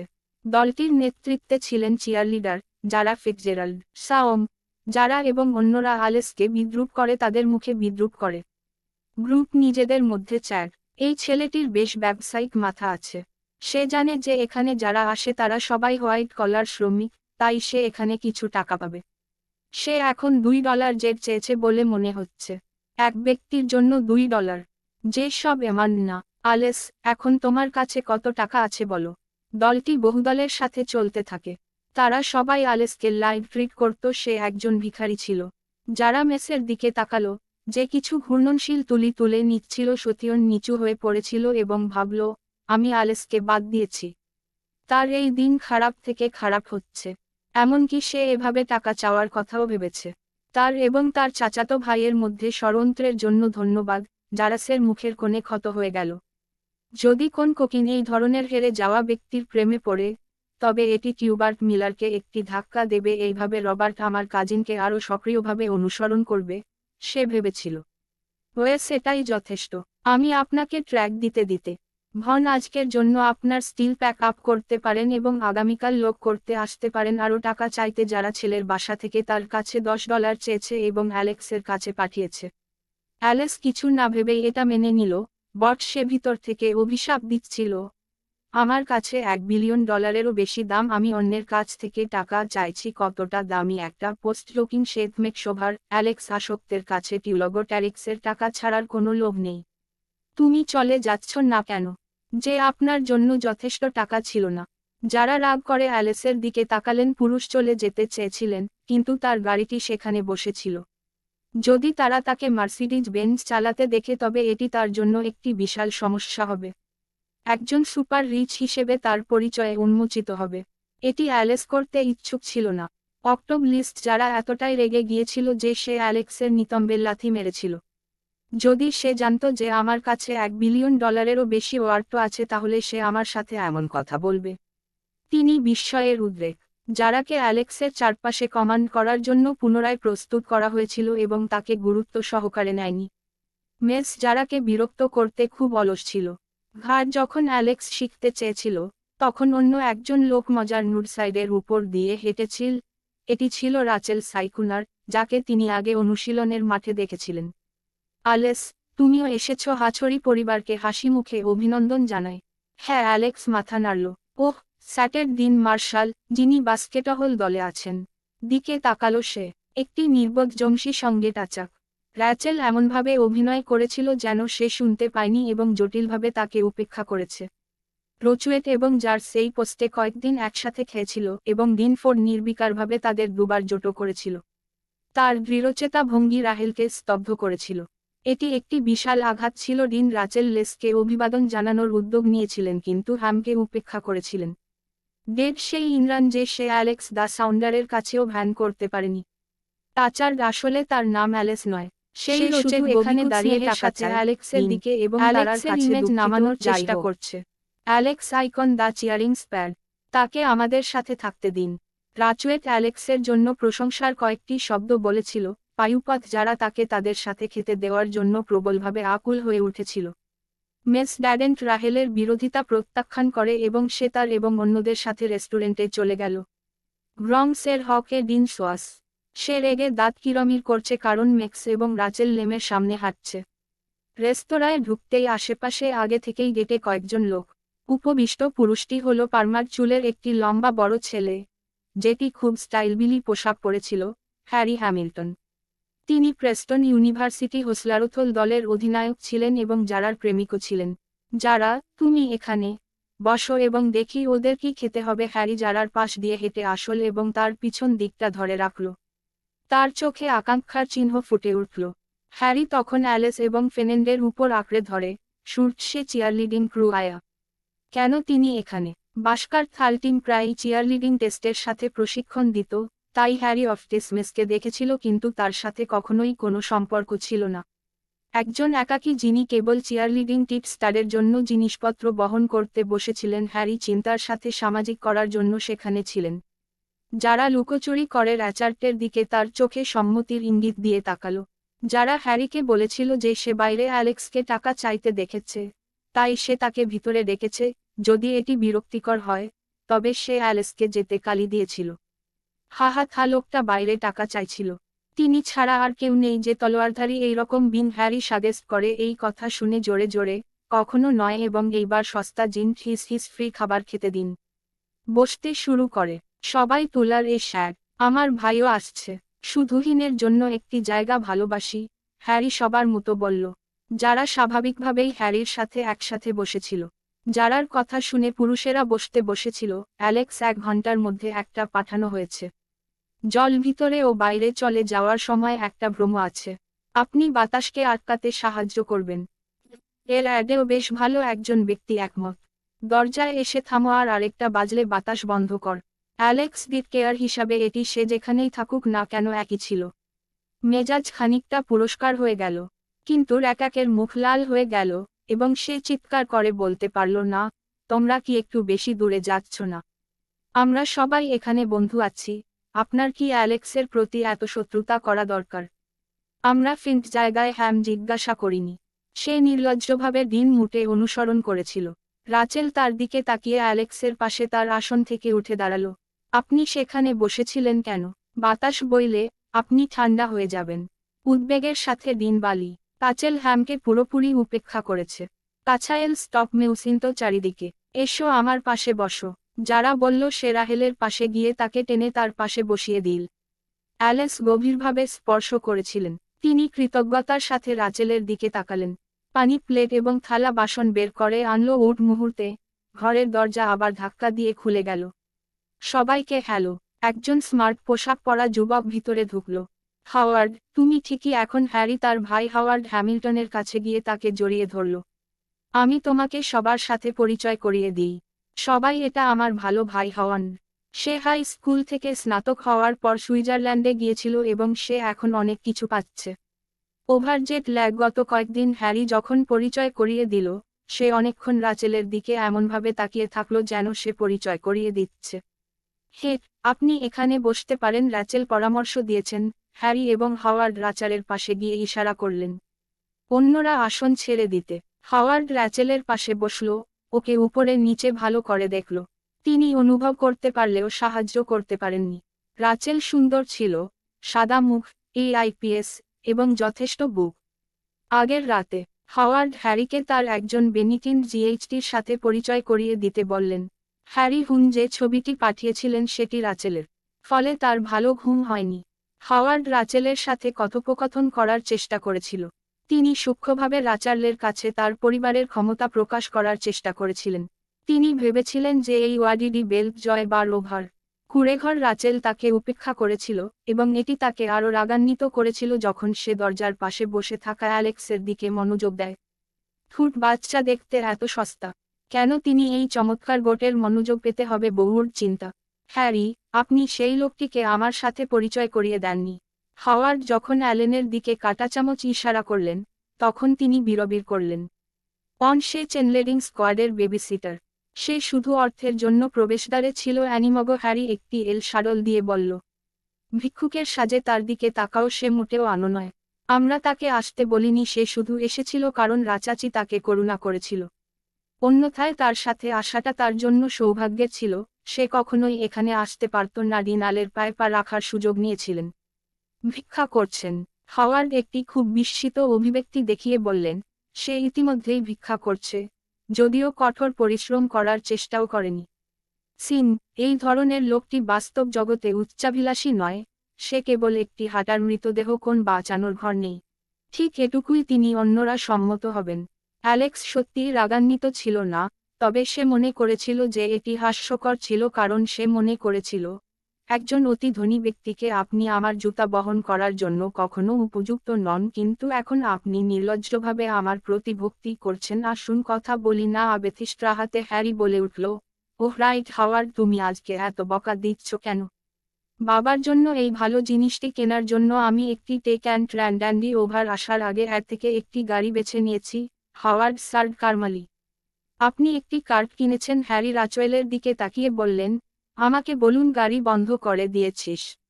আমি একটি ভালো গাড়ি নই, এটি শুধুমাত্র একটি ক্লাস মার্সিডিজ, এটি কয়েক বছর ধরে চালায়, তারপরে আরও ভালো গাড়ি পান যখন আমি বিয়ে করি। হাওয়ার্ড বলেন। বন্ধুরা একে অপরের সাথে কথা বলে। হেফট হোম কার্ড নিঃসন্দেহে, সে ইতিমধ্যেই শেষ হয়ে গেছে। সে একটি ভালো গাড়িও ভাবে না। কারো কারো কাছে এটি একটি ভালো গাড়ি হতে পারে, কিন্তু যিনি বড় হাওয়ার্ড তিনি একটি স্প্ল্যাশ করছেন।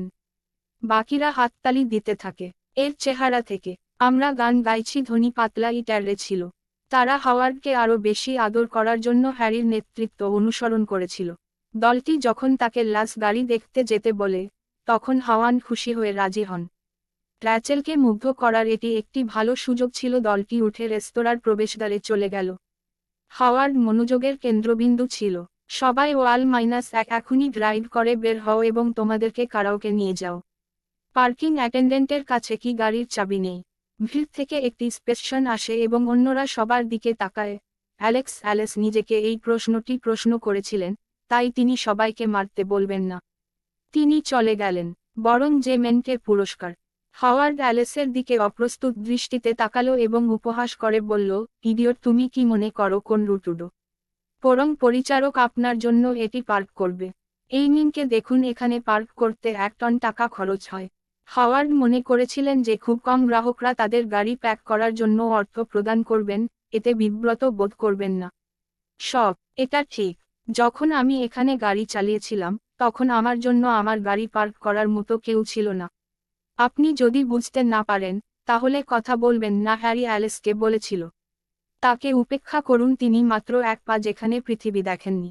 আগে ফ্রো, তাড়াতাড়ি করে গাড়ি চালাও। হামফো সারান্ট। হাওয়ার্ড কুঁচকে গেল যখন সে কথা বলছে, হ্যারির সাথে এসেছে এবং গাড়ির দিকে এগিয়ে গেছে।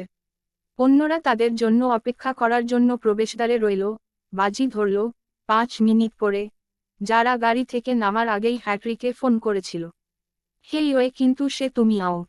আরে আমার বোকা ভাই, সে কিছু লোকের জি মার্সিডিজকে ডেট করেছে। হাওয়ার্ডের কাছ থেকে পার্কিং লটে চলে যাওয়ার সময় তাড়াতাড়ি ফোন নিয়ে গেল। যারা ফিটজেরাল্ড এবং অন্যরা পার্কিং লটে আটকে পড়ে এক নজর পড়ে, তারা দেখতে পেল যে হাওয়ার্ড হ্যামিল্টন একটি মার্সিডিজ একটি গভীর ডেন্ট স্থাপন করেছে। অ্যালেক্স, যে সবার পিছনে দাঁড়িয়েছিল, সে যখন গাড়ি চালাচ্ছিল তখন ফ্রেঞ্চ বলে সে বলেছিল যে মৌমাছির দাঁত ছিল যে এটি লুসির গাড়ি, যেটি সেই তালিকা হাওয়ার্ড।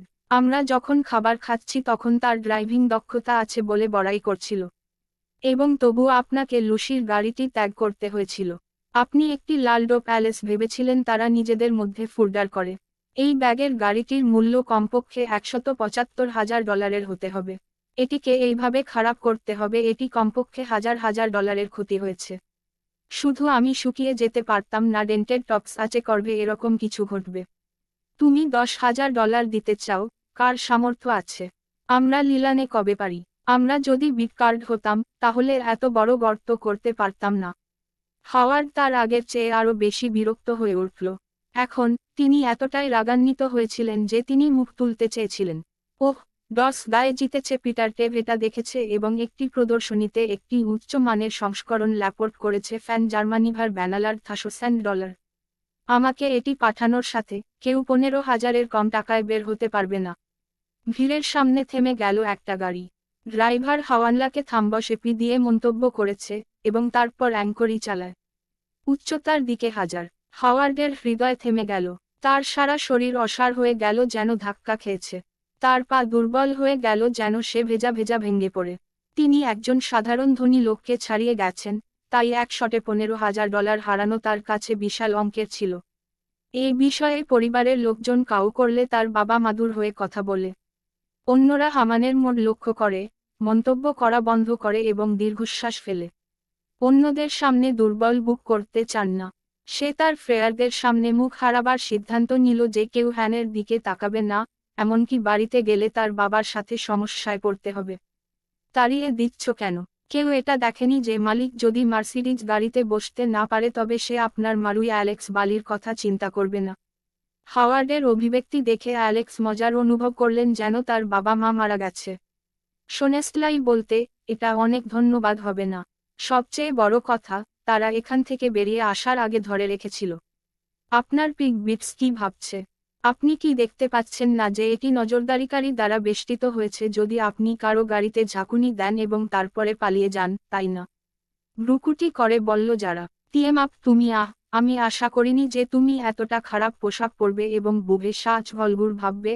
আপনি যদি অন্য কারো গাড়ি স্পর্শ করতেন তবে আপনি মানানসই হবেন। ডার্ট আপনি নৈতিকতা হাওয়ার্ড স্নারির এবং বালি আছে। আপনি মনে করেন যে আমার কাছে সেই সামান্য টাকা $15,000 যা গত 2 মাসের পকেট মানি স্যাড।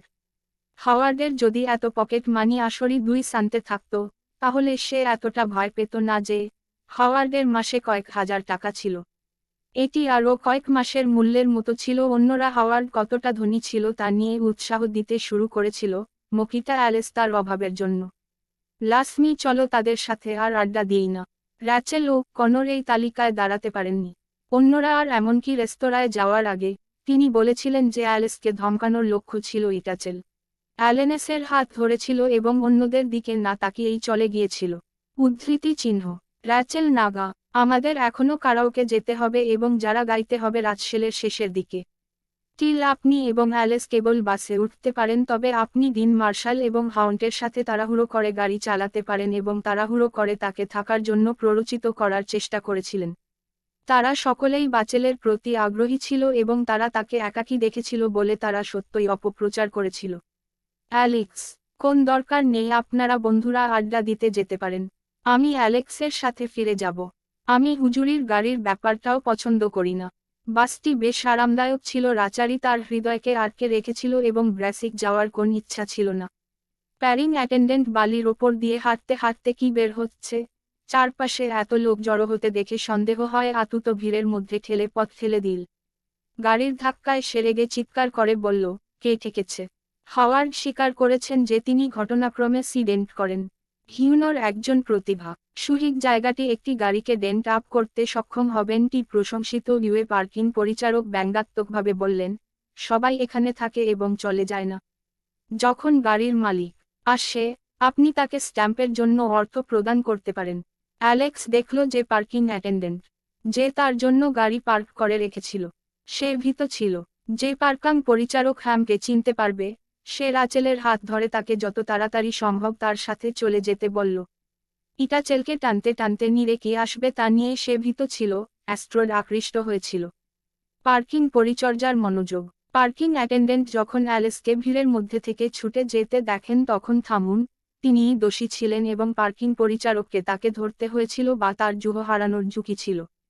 হাওয়ার্ড এবং ওয়ার্কের এবং পার্কিং পরিচারক অ্যালেক্স তারা করতে দেখেছি।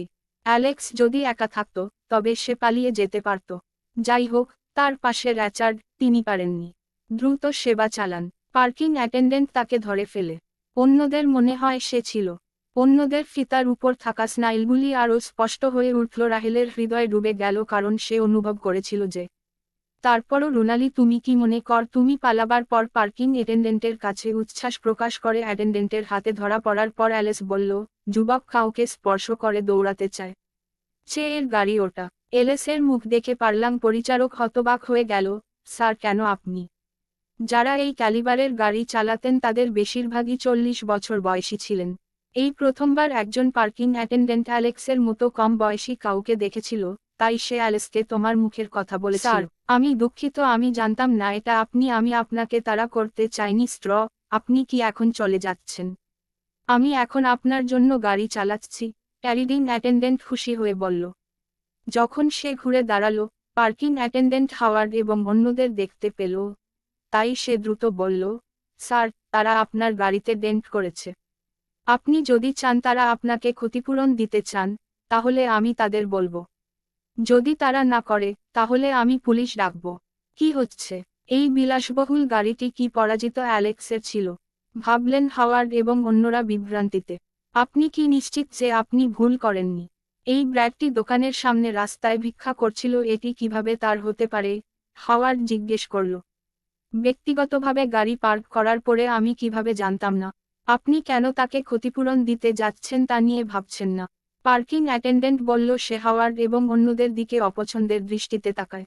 তাদের আমাকে ক্ষতিপূরণ দেওয়ার দরকার নেই, এটি ঠিক করতে এত বেশি খরচ হবে না। অ্যালেক্স যত তাড়াতাড়ি সম্ভব চলে যেতে চেয়েছিল, তাই সে বলেছিল, আমাকে গাড়ির চাবি দাও, আমি নিজেই চালাবো।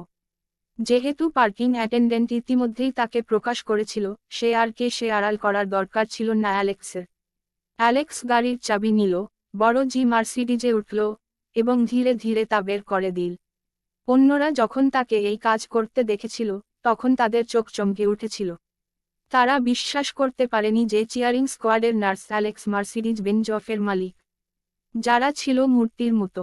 তার মন ফাঁকা হয়ে গেল এবং তার বড় চোখ অ্যালেক্সের শরীরের উপর আটকে গেল। এটা সব হার্ট অবাস্তব অনুভূত।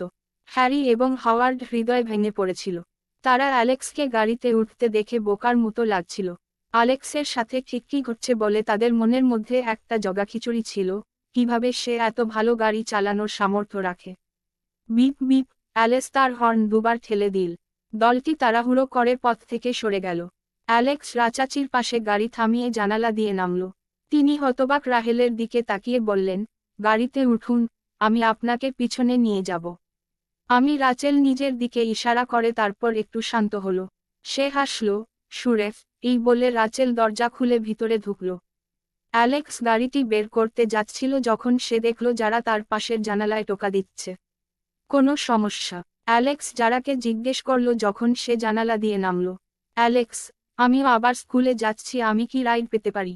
সে তাকে নম্রভাবে জিজ্ঞেস করল যে যারা জানে। অ্যালেক্স এই জি এর মালিক ছিলেন।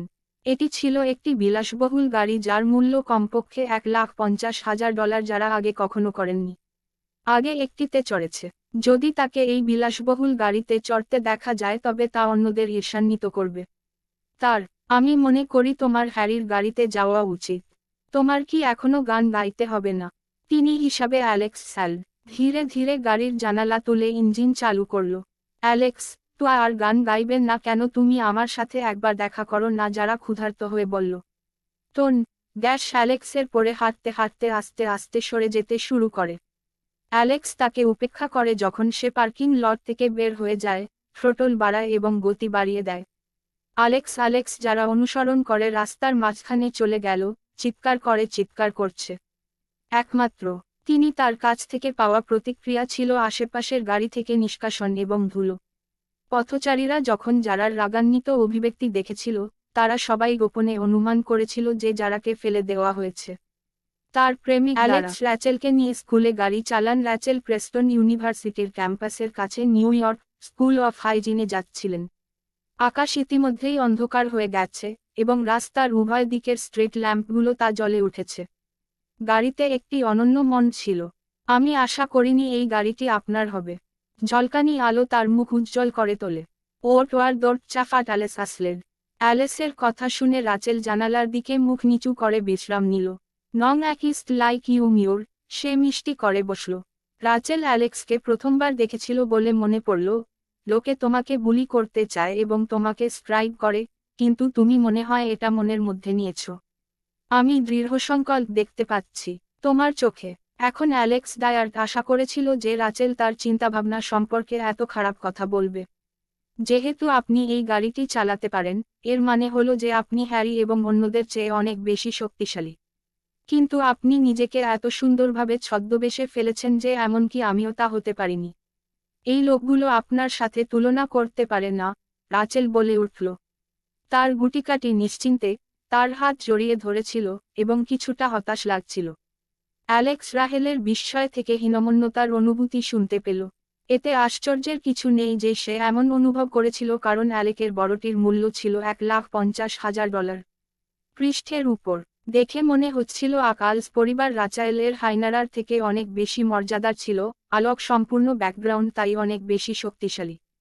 অ্যালেক্স সবসময় এই বিষয়টা নিয়েই বিচলিত ছিল। তার পরিচয় প্রকাশের পরই সমস্যা তৈরি হবে। রাহেল একটি ভালো গাই ছিল। অ্যালেক্স তাকে বন্ধু হিসাবে লালন করেছিল। রাহেল, তুমি সব ভুল করেছ। এই বিড়ালটি আমাকে নয়, আমি এটি স্যাটন অন্য অ্যালেসের কাছ থেকে ধার নিয়েছি। আপনি এটি অন্য কারো কাছ থেকে ধার করেছেন। রাচাচি বিস্ময় তার বড় চোখগুলিকে অস্বীকার করেছে। আমি শপথ, এই গাড়িটি অন্য কারো কাছে।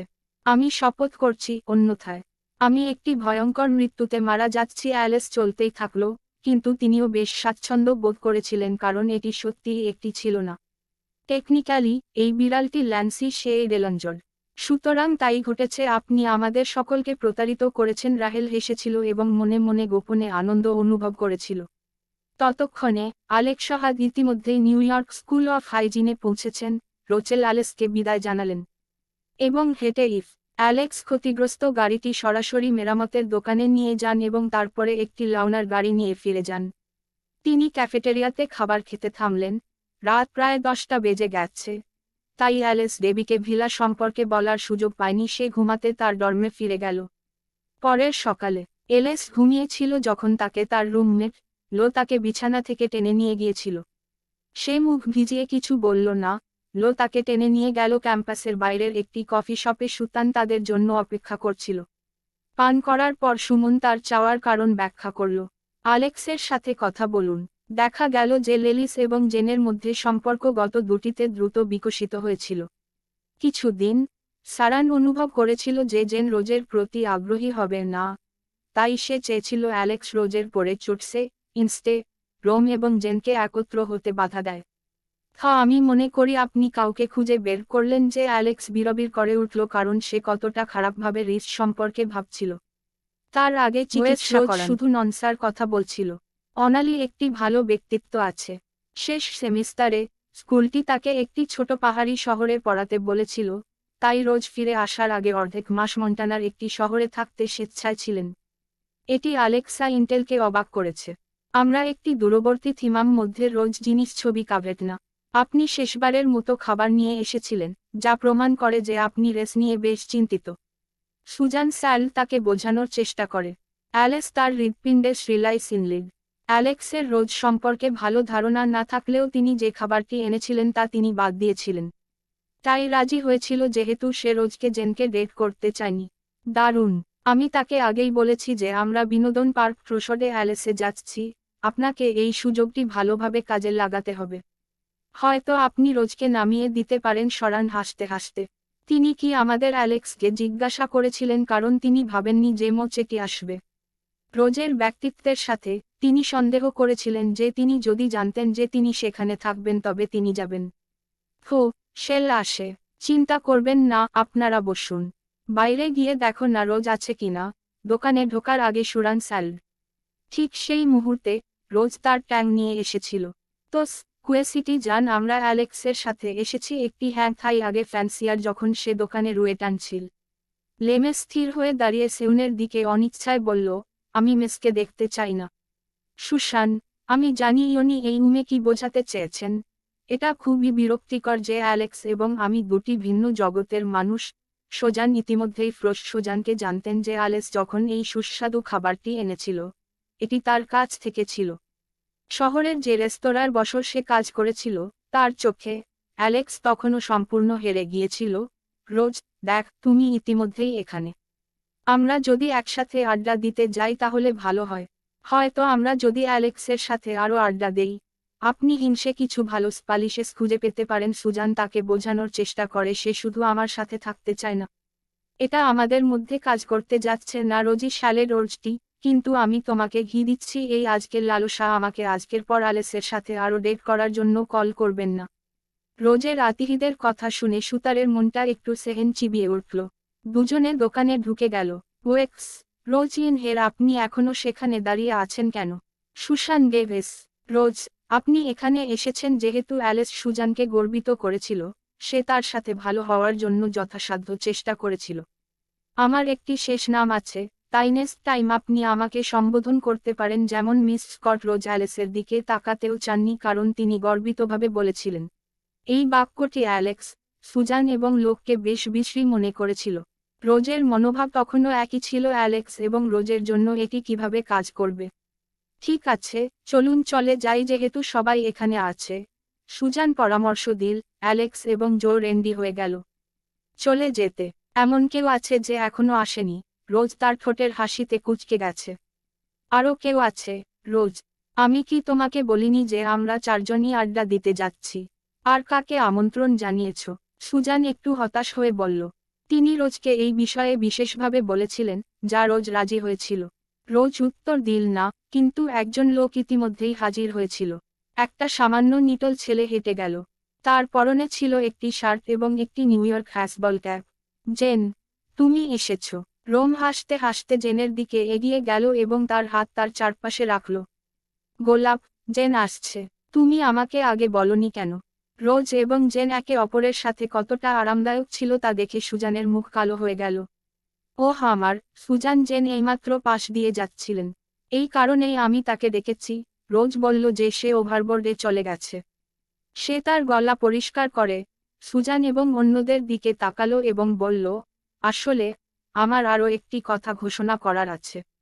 জেন আমার কাছে তার অনুভূতি স্বীকার করেছে, তাই আজ থেকে আমরা একসাথে আছি। কথাটা শুনে সুজান হিম হয়ে গেল। জো খুব অবাক হয়ে অ্যালেক্সের দিকে তাকালো। অ্যালেক্স অনুমান করেছিলেন যে জেনের স্বীকারোক্তিতে রোজের সম্মতি ছিল কারণ সে ভেবেছিল যে জেন তার পরিবারকে সাহায্য করেছিল। কিন্তু জেন তাকে তার সাহায্য জাল করেছিল। রোজ যদি তার মতো একজন অসাধু ব্যক্তিকে বিশ্বাস করতে থাকে তাহলে সে হয়তো অনেক বড় ক্ষতির সম্মুখীন হতে পারে, অ্যালেক্স ভেবেছিল। অ্যালেক্সের দুঃখিত এবং হতাশ অভিব্যক্তি দেখে রোজ খুব স্বাচ্ছন্দ্য বোধ করল। আপনি একটি মধ্যম মস্তিষ্কের দরিদ্র হারানোর মতো মেট্রো স্কাই ব্যাংকে চার্জ করার সাহস করেছেন। এটি সংরক্ষণ করুন। দেখা যাক আপনি এখনো ভবিষ্যতে ভালো জিনিস চিন্তা করার সাহস আছে কি না। রোজ নিজেকে মনে। এখন যেহেতু রোজ জেনের সাথে আছে, অ্যালেক্স ভাবল, আমি সুজানকে যা প্রতিশ্রুতি দিয়েছিলাম তা করার কোন উপায় নেই। এখান থেকে বের হওয়ার জন্য আমাকে একটা অজুহাত খুঁজে বের করতে হবে। আজকে আমার একই জিনিসগুলি যত্ন নেওয়া উচিত, তিনি বলেছিলেন। রোজ নিজেকে নিয়ে আরও গর্বিত হয়ে উঠল। অ্যালেক্স তার হীনমন্যতায় খুব লজ্জিত লাগছিল এবং সম্ভবত এখানে আর থাকতে বিব্রত বোধ করেছিল। অ্যালেক্স, আপনি এখানে যা হোক, এবং তাছাড়া আমরা ইতিমধ্যেই আপনার টিকিট বুক করে রেখেছি। সুতরাং আসুন একসাথে ছুটি হুন করি। সুজান তাকে বোঝানোর চেষ্টা করতে গিয়ে বলল। অ্যালেক্সকে থাকতে রাজি করার জন্য জো এসেছিলেন। সুজান এবং জো যদি তারা অ্যালেক্সকে এভাবে চলে যেতে দেয় তবে খারাপ লাগবে। অ্যালেক্স, আপনার দিকে তাকান। সুজান আপনাকে এত আন্তরিকতার সাথে আমন্ত্রণ জানাচ্ছেন, সম্প্রচার বন্ধ করুন। আমরা সবাই বন্ধু, আসুন একসাথে আড্ডা দেই, রোজ বলল যখন সে উৎসাহের সাথে অ্যালেক্সকে আমন্ত্রণ জানায়। ঠিক আছে, লুক রোজ বলেছে। অ্যালেক্স, তোমার থাকতে হবে। সুজান খুব খুশি হয়ে চিৎকার করে উঠল যখন সে শুনতে পেল রোজ অ্যালেক্সকে থাকতে বলছে। সম্ভবত রোজের সাথে আড্ডা দেওয়ার একদিন পরে অ্যালেক্স করবে। জেন থেকে রোজ চুরি কর। অ্যালেক্সকে থাকতে রাজি করার জন্য রোজ আরও কিছু কথা বলেছিল। ঠিক আছে, তাহলে তোমরা বন্ধুরা যাও। অ্যালেক্স এইভাবে আমন্ত্রণ পেয়ে কিছুটা বিব্রত বোধ করেছিল। এটা দুর্দান্ত, রোজ তার হাত তালি দিয়ে লাফিয়ে উঠল। এইভাবে, যখন আমরা জিনিসগুলি করছি, তখন এমন কেউ থাকবে যে আমাদের জন্য আমাদের ব্যাগগুলি দেখবে। অ্যালেক্স, আপনাকে ধন্যবাদ। আপনি একজন ভালো মানুষ। রোজ বালি যখন তিনি স্ট্রেসটারে হেসেছিলেন এবং আনন্দের সাথে আলেসের সামনে হাঁটছিলেন, তার হাতে তার আলিঙ্গন ঝুলিয়েছিলেন। সুজান এবং জো ভ্রুকুটি করল। তারা ভেবেছিল যে হারাতে চেয়েছিল অ্যালেসও থাকতে এবং তার সাথে সময় কাটায়। তারা কখনোই ভাবেনি যে রোজ কেবল তাকে তার গরম ধরে রাখতে চেয়েছিল, সে কি উদ্দেশ্যমূলকভাবে তাকে নিয়ে মজা করছিল না। আলেস সুজান এবং অন্যদের মতো রাগান্বিত হবেন না। যদি তাকে কাউকে দোষারোপ করতে হয় তবে তাকে খুব দ্রুত হৃদয়ের জন্য নিজেকে দোষ দিতে হয়েছিল। এক মুহূর্ত ভেবেছিল রোজ নাইট মেজাজ বদলে দিয়েছে। সে আগে থেকেই বলেছিল থাকবো, সে ঠিক করল সে জুমলম করবে। গোলাপ, তুমি তাই স্মার্ট। এমেন্ট পার্কে হ্যাং আউট করলে রিং হবে। আমাদের একটা হ্যাগ কার্টিয়া দরকার। জেন তার প্রশংসা করার সাথে সাথে হেসে বলল। বোনের উদাহরণ অনুসরণ করে, সে তার ব্যাকপ্যাসিট খুলে ফেলল এবং আলেসের দিকে হাঁটা। ভাই, আপনাকে ধন্যবাদ, আপনি দুর্দান্ত। জেন বলেছিলেন যে তিনি অ্যালেক্সকে ব্যাগ দিতে দেখেছিলেন। অ্যালেক্সের স্ক্রো কোনো নড়াচড়া করেনি, সে শুধু জ্যানের দিকে তাকালো এবং একটি মেয়েকে তার বউ সহ সাহায্য করা গ্রহণযোগ্য ছিল, কিন্তু জেন এমন একজন ব্যক্তি ছিলেন যা নির্লজ্জভাবে অ্যালেসের ব্যাকপ্যাক দেওয়ার চেষ্টা করেছিল। সে কতটা নির্লজ্জ। আপনি কি মনে করেন যে আমি কোন ব্রামস? অ্যালেক্স চিন্তা নেক্স দ্বারা চিৎকার করার পরে, জেন তালিকাহীন হয়ে পড়ে এবং নিজের সাথে বিড়বিড় করে চলে যায়। সোরহ্যান ওরস্রেফ একজন অনৈতিক ব্যক্তি রয়ে বিড়বিড় করেন এসের দিকে তাকালো, তারপর জেনের হাত ধরে প্রথমে কফি শপ থেকে বেরিয়ে গেল। অ্যালেস, সুজান এবং অন্যরা পিছনে পিছনে গেল। যখন তারা দোকান থেকে বেরিয়ে গেল, কয়েকটা ছেলে তাদের পাশ দিয়ে চলে গেল যারা হাসতে হাসতে কথা বলছিল। রোজের শিষ্যদের মধ্যে একটার অভাব থাকায় সে চিৎকার করে বলল, তুমি কি আমাকে দেখতে পাচ্ছ না? 15 আর চিৎকার ছিল অত্যন্ত জোরে, স্কনের 10 মিটারের মধ্যে সবাইকে ভয় দেখাচ্ছিল। অন্য ছেলেরাও থেমে আমার দিকে তাকালো। রোজের গজিন রাগের পাহাড় যখন সে লম্বা ছেলেটির মুখের উপর তালা দিয়ে ঝিম করে বলল, গোলাপ, তার সাথে কি হয়েছে? তিনি লাসিয়েল ব্রিন্নান। গতবার আমাদের বাড়িতে ওই ঘটনা ঘটেছিল। এই গাইটার কারণে ভাইয়ের মুখে ঠান্ডা কথাগুলো উড়ে গেল। যে ছেলেরা লাসিয়েল বুদ্ধিমান রোজকে অনুসরণ করেছিল তারা তাকে দেখে চিৎকার করছে। লুসির একটি দুর্দান্ত পরিবার ছিল, তাই তারা তার সমস্ত ভাগ্যকে মেরি করেছিল। ছেলেদের কাছে যেতে এবং রোজকে একটি পাঠ শেখানোর জন্য প্রস্তুত করা হয়েছিল। তবে লাকটেল থামাতে হাত বাড়িয়েছে। সেই মুহূর্তে কে ভেবেছিল, লেসির হৃদয়ে আতঙ্ক আর ভয় ভরে যাবে। শেষবার, যখন লুসিয়েল তার বাবা লোগান ব্রেনানকে রাইজের পরিবারকে চাপ দিতে দিয়েছিল, তখন সে ভেবেছিল যে তার পরিবার দ্বিতীয় হার। একবার তার বাবার মুড হয়ে গেলে তাদের পরিবার আর কিছু করতে পারবে না এবং অবশেষে বাধ্য হয়ে তার বিছানায় পাঠাবে। অপ্রত্যাশিতভাবে, হোসের পরিবার নেসভর্ক মার্চেন্ট ইউনিয়নের প্রধান উইলিয়াম জেজকে খনন করতে পেরেছিল।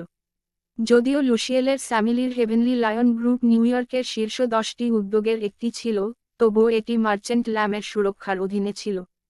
তাই, লাচেফের বাবা বিনীতভাবে রোজের বাবার অফিসে যান এবং তার সামনে ক্ষমা প্রার্থনা করেন। এটি ছিল সবচেয়ে লজ্জাজনক এবং হৃদয়বিদারক বিষয় যা তারা তাদের জীবনে অনুভব করেছিল। ফুস, বাবা এমনিতেই রোজের পরিবারকে খুব ভয় পায়। তারা করতে হবে। তারা যখন ভবিষ্যতে রোজকে দেখেছিল তখন মিশ্র ফেসিং সঙ্গে হাড়ের সামনে প্রাচীর লুসিয়েল। লিন, লম্বা যুবকটি মাথা নিচু করে বলল, দুঃখিত, আমি আপনাকে চিনতে পারিনি। দুঃখিত যদি আমি আপনাকে অসন্তুষ্ট করে থাকি। দয়া করে, আমার অজ্ঞতা দীর্ঘস্থায়ী। লুসিস সঙ্গীরা খুব হতবাক হয়ে গেল। কিরি অপরিচ্ছন্নভাবে অশান্ত ল্যাসিয়েল কি তাদের মনে করা কারো সাথে নরম কথা বলার জন্য শেয়ার করে, যা তাদের আরও অন্ধ করে তুলেছিল তা পরে ঘটল। রোজ গর্বিতভাবে লাদেদের সামনে দাঁড়ালো, তার বাহু জড়িয়ে এবং লার লেসের উপর একটি ম্লান হাসি। ভিন ব্যাংক তোমার ক্ষমা চাওয়ার মাধ্যমে বিষয়গুলো সমাধান হবে। আপনি কি খুব ভালোভাবে চিন্তা করছেন না? ঠিক আছে, আমি চাই না আপনার সাথে তর্ক করতে, বাজি ধরুন এটি আপনার এবং আপনার মনোভাবের উপর নির্ভর করে। ক্যান্সেল মি সামনে গিয়ে লুসিফের চোখ দুটো টলমল করছে এবং হ্যাকমাউথ কাঁপছে, কিন্তু সে ধোবার সাহস পেল না। ভিড়ের নজরদারি চোখের নিচে, ল্যাকটেল হাঁটুর কাছে থাপ্পড় দিয়ে নেমে পড়ে। ডভারিয়ন টোটাল কন্ডিশনে ওদের দিকে তাকিয়ে বলল কি হচ্ছে। ল্যাকটেল স্বর্গীয় 13 কর্পোরেশনের ডিগুফিয়ের তরুণ উত্তরাধিকারী ছিল। এই মেয়েকে কেন তার এত ভয়? হার্টের বেগাটি কেমন যেন রসালো। বস, ওকে শাস্তি দেওয়ার জন্যই যথেষ্ট, চলো চলো ছেড়ে দেই। জেন উদ্বিগ্ন কণ্ঠে বলল ডেন্ট সেলফ রোজ তার জেবলস নিয়ে, তাই তার কথা প্রকাশ পেয়েছে, লিমের জন্য সব শেষ হয়ে যাবে। তুমি কি ইজারা দিচ্ছ, আমার প্রিয়? এই লোকটি আমাদের অদ্দালিকে এমন এক অস্থির অবস্থায় রেখে গেছে। আমরা শুধু তোমাকে যেতে দিয়েছি। আর হিয়ন ডিক্টেটা করতে চাই। জেন স্যাল্ড অপরাধী বোধ করে। ওহ, তুমি কি ভয় পাচ্ছ আমাদের সাথে রাষ্ট্রপতির তারার সম্পর্ক আছে যদিও আমরা তাকে ছেড়ে দিই? কমরেজ, সে আশ্চর্য কিছু বলার সাহস পায়নি। রোজ অনুরোধ করেছিল। এমন একটি জায়গায় স্থাপন করার পর, জেনের কাছে লড়াই করা ছাড়া উপায় ছিল না। জেন তার উত্তাপের হাত বাড়িয়ে দিয়ে লুসিয়েলের সামনে কথা বলল। সে তার শিল্পের সুর করে কয়েকবার চড় মেরেছে। এত শীতল রোজ এত খুশি হয়েছিল যে সে হাততালি দিল। তারপর তিনি আনসিলের সামনে প্রাচীর দিয়েছিলেন এবং কয়েকটি হিটও দিয়েছেন। ঠিক আছে, আমার প্রিয়, আমি আজ খুব খুশি। এই আবর্জনা আমাদের মুজাকে আর বিরক্ত করতে দিও না। চলো। রোজ কিচিরমিচির করে যখন জেন লা তার বাহু নিয়ে চলে গেল, তার জন্য এবং সুসানের দ্বারা পূর্ণ। আলেক্স, যারা তাদের পিছনে হাঁটছিল, গোপনে তার পুঁতি নাড়ল। রোজ এটা ওভারডোন ছিল। জেন খুব বেশি শো অফ ছিল। তিনি ভবিষ্যতে তাদের উত্তেজিত করতে সাহায্য করবেন না। যদি তারা ঝামেলায় জড়ায়, তবে তাদের শাস্তি দেওয়া হবে। লুডেল, যিনি মাটিতে মিলিত ছিলেন, ফ্লোজের পিছনে এবং অন্যদের দিকে তাকালেন। দুজনে রওনা হতে চলেছে, শুধু আপনি অপেক্ষা করুন। সে অ্যালেক্সকে ডাকল এবং অন্যরা একটি গাড়ির জন্য ডেকেছিল এবং সরাসরি নিউ ইয়র্ক সিটির এন্টারটেনমেন্ট কার্ডের জন্য পুঁতি দিয়েছিল। পথিমধ্যে, রোজ তাকে গর্ব করে বলেছিল যে সে যখন প্রথম লুসিয়েকে তার জন্য কতটা দারুণ অনুভব করেছিল, সে জেনের জন্য প্রশংসা করেছিল। তার টুইং, আমি এমন একজন প্রেমিক খুঁজছি যে আমাকে রক্ষা করতে পারে এবং যেকোনো কিছু করতে পারে। যারা দরিদ্র ফজির্স ভালো আরও সৎ। হ্যাঁ, এটি উগ্র। রোজ স্যাল্ড। রোজের কথা শুনে, জেন সেলফ তার হৃদয় বরং দুর্বল হয়ে পড়েছিল। কিন্তু অ্যালেক্স শুধু তা বন্ধ করে দিয়েছিল।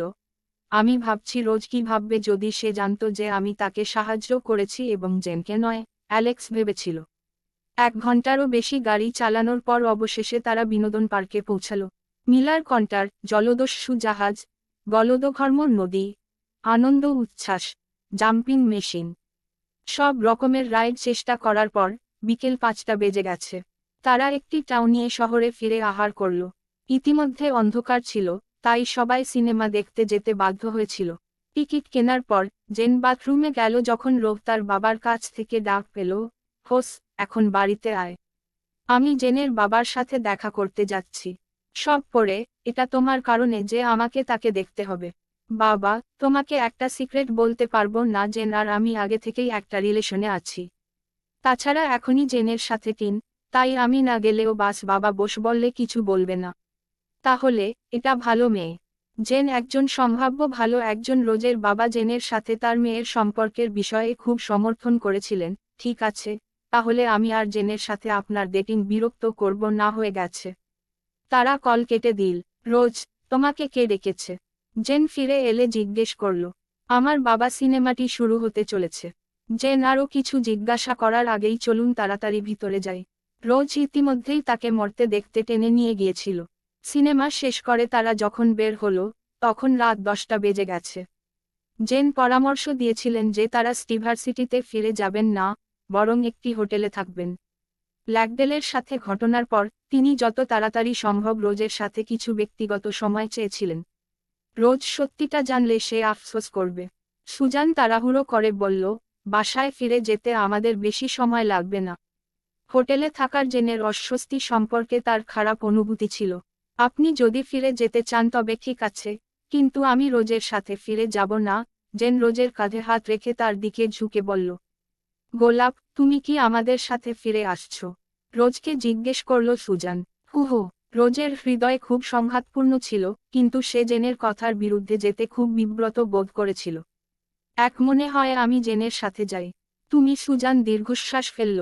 সে জানত যে সে এখনো রোজকে নিয়েই চিন্তা করবে। সে কিছুই করতে পারেনি, তাই সেও হোটেলে থাকার সিদ্ধান্ত নিয়েছে।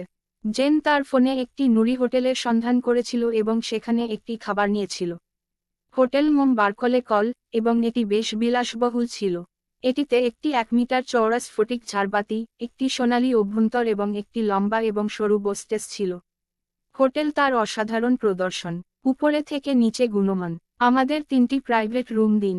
তাদের মধ্যে একটি সিঙ্গেল এবং সবচেয়ে সস্তা রুম করুন। জেন সামনের ডেস্কে থাকা যুবতী মহিলাকে তার কাছে নিয়ে যাওয়ার নির্দেশ দিয়েছিলেন। অ্যালেক্স ফিমাজ খুব খুশি, তাই আমি আপনাকে একটি উচ্চ শ্রেণীর হোটেলে থাকতে দেব। আজ রাতে আপনি এমন একটি অভিজ্ঞতা পাবেন যাটি নিশ্চিত যে আপনি ভবিষ্যতে আর পাবেন না।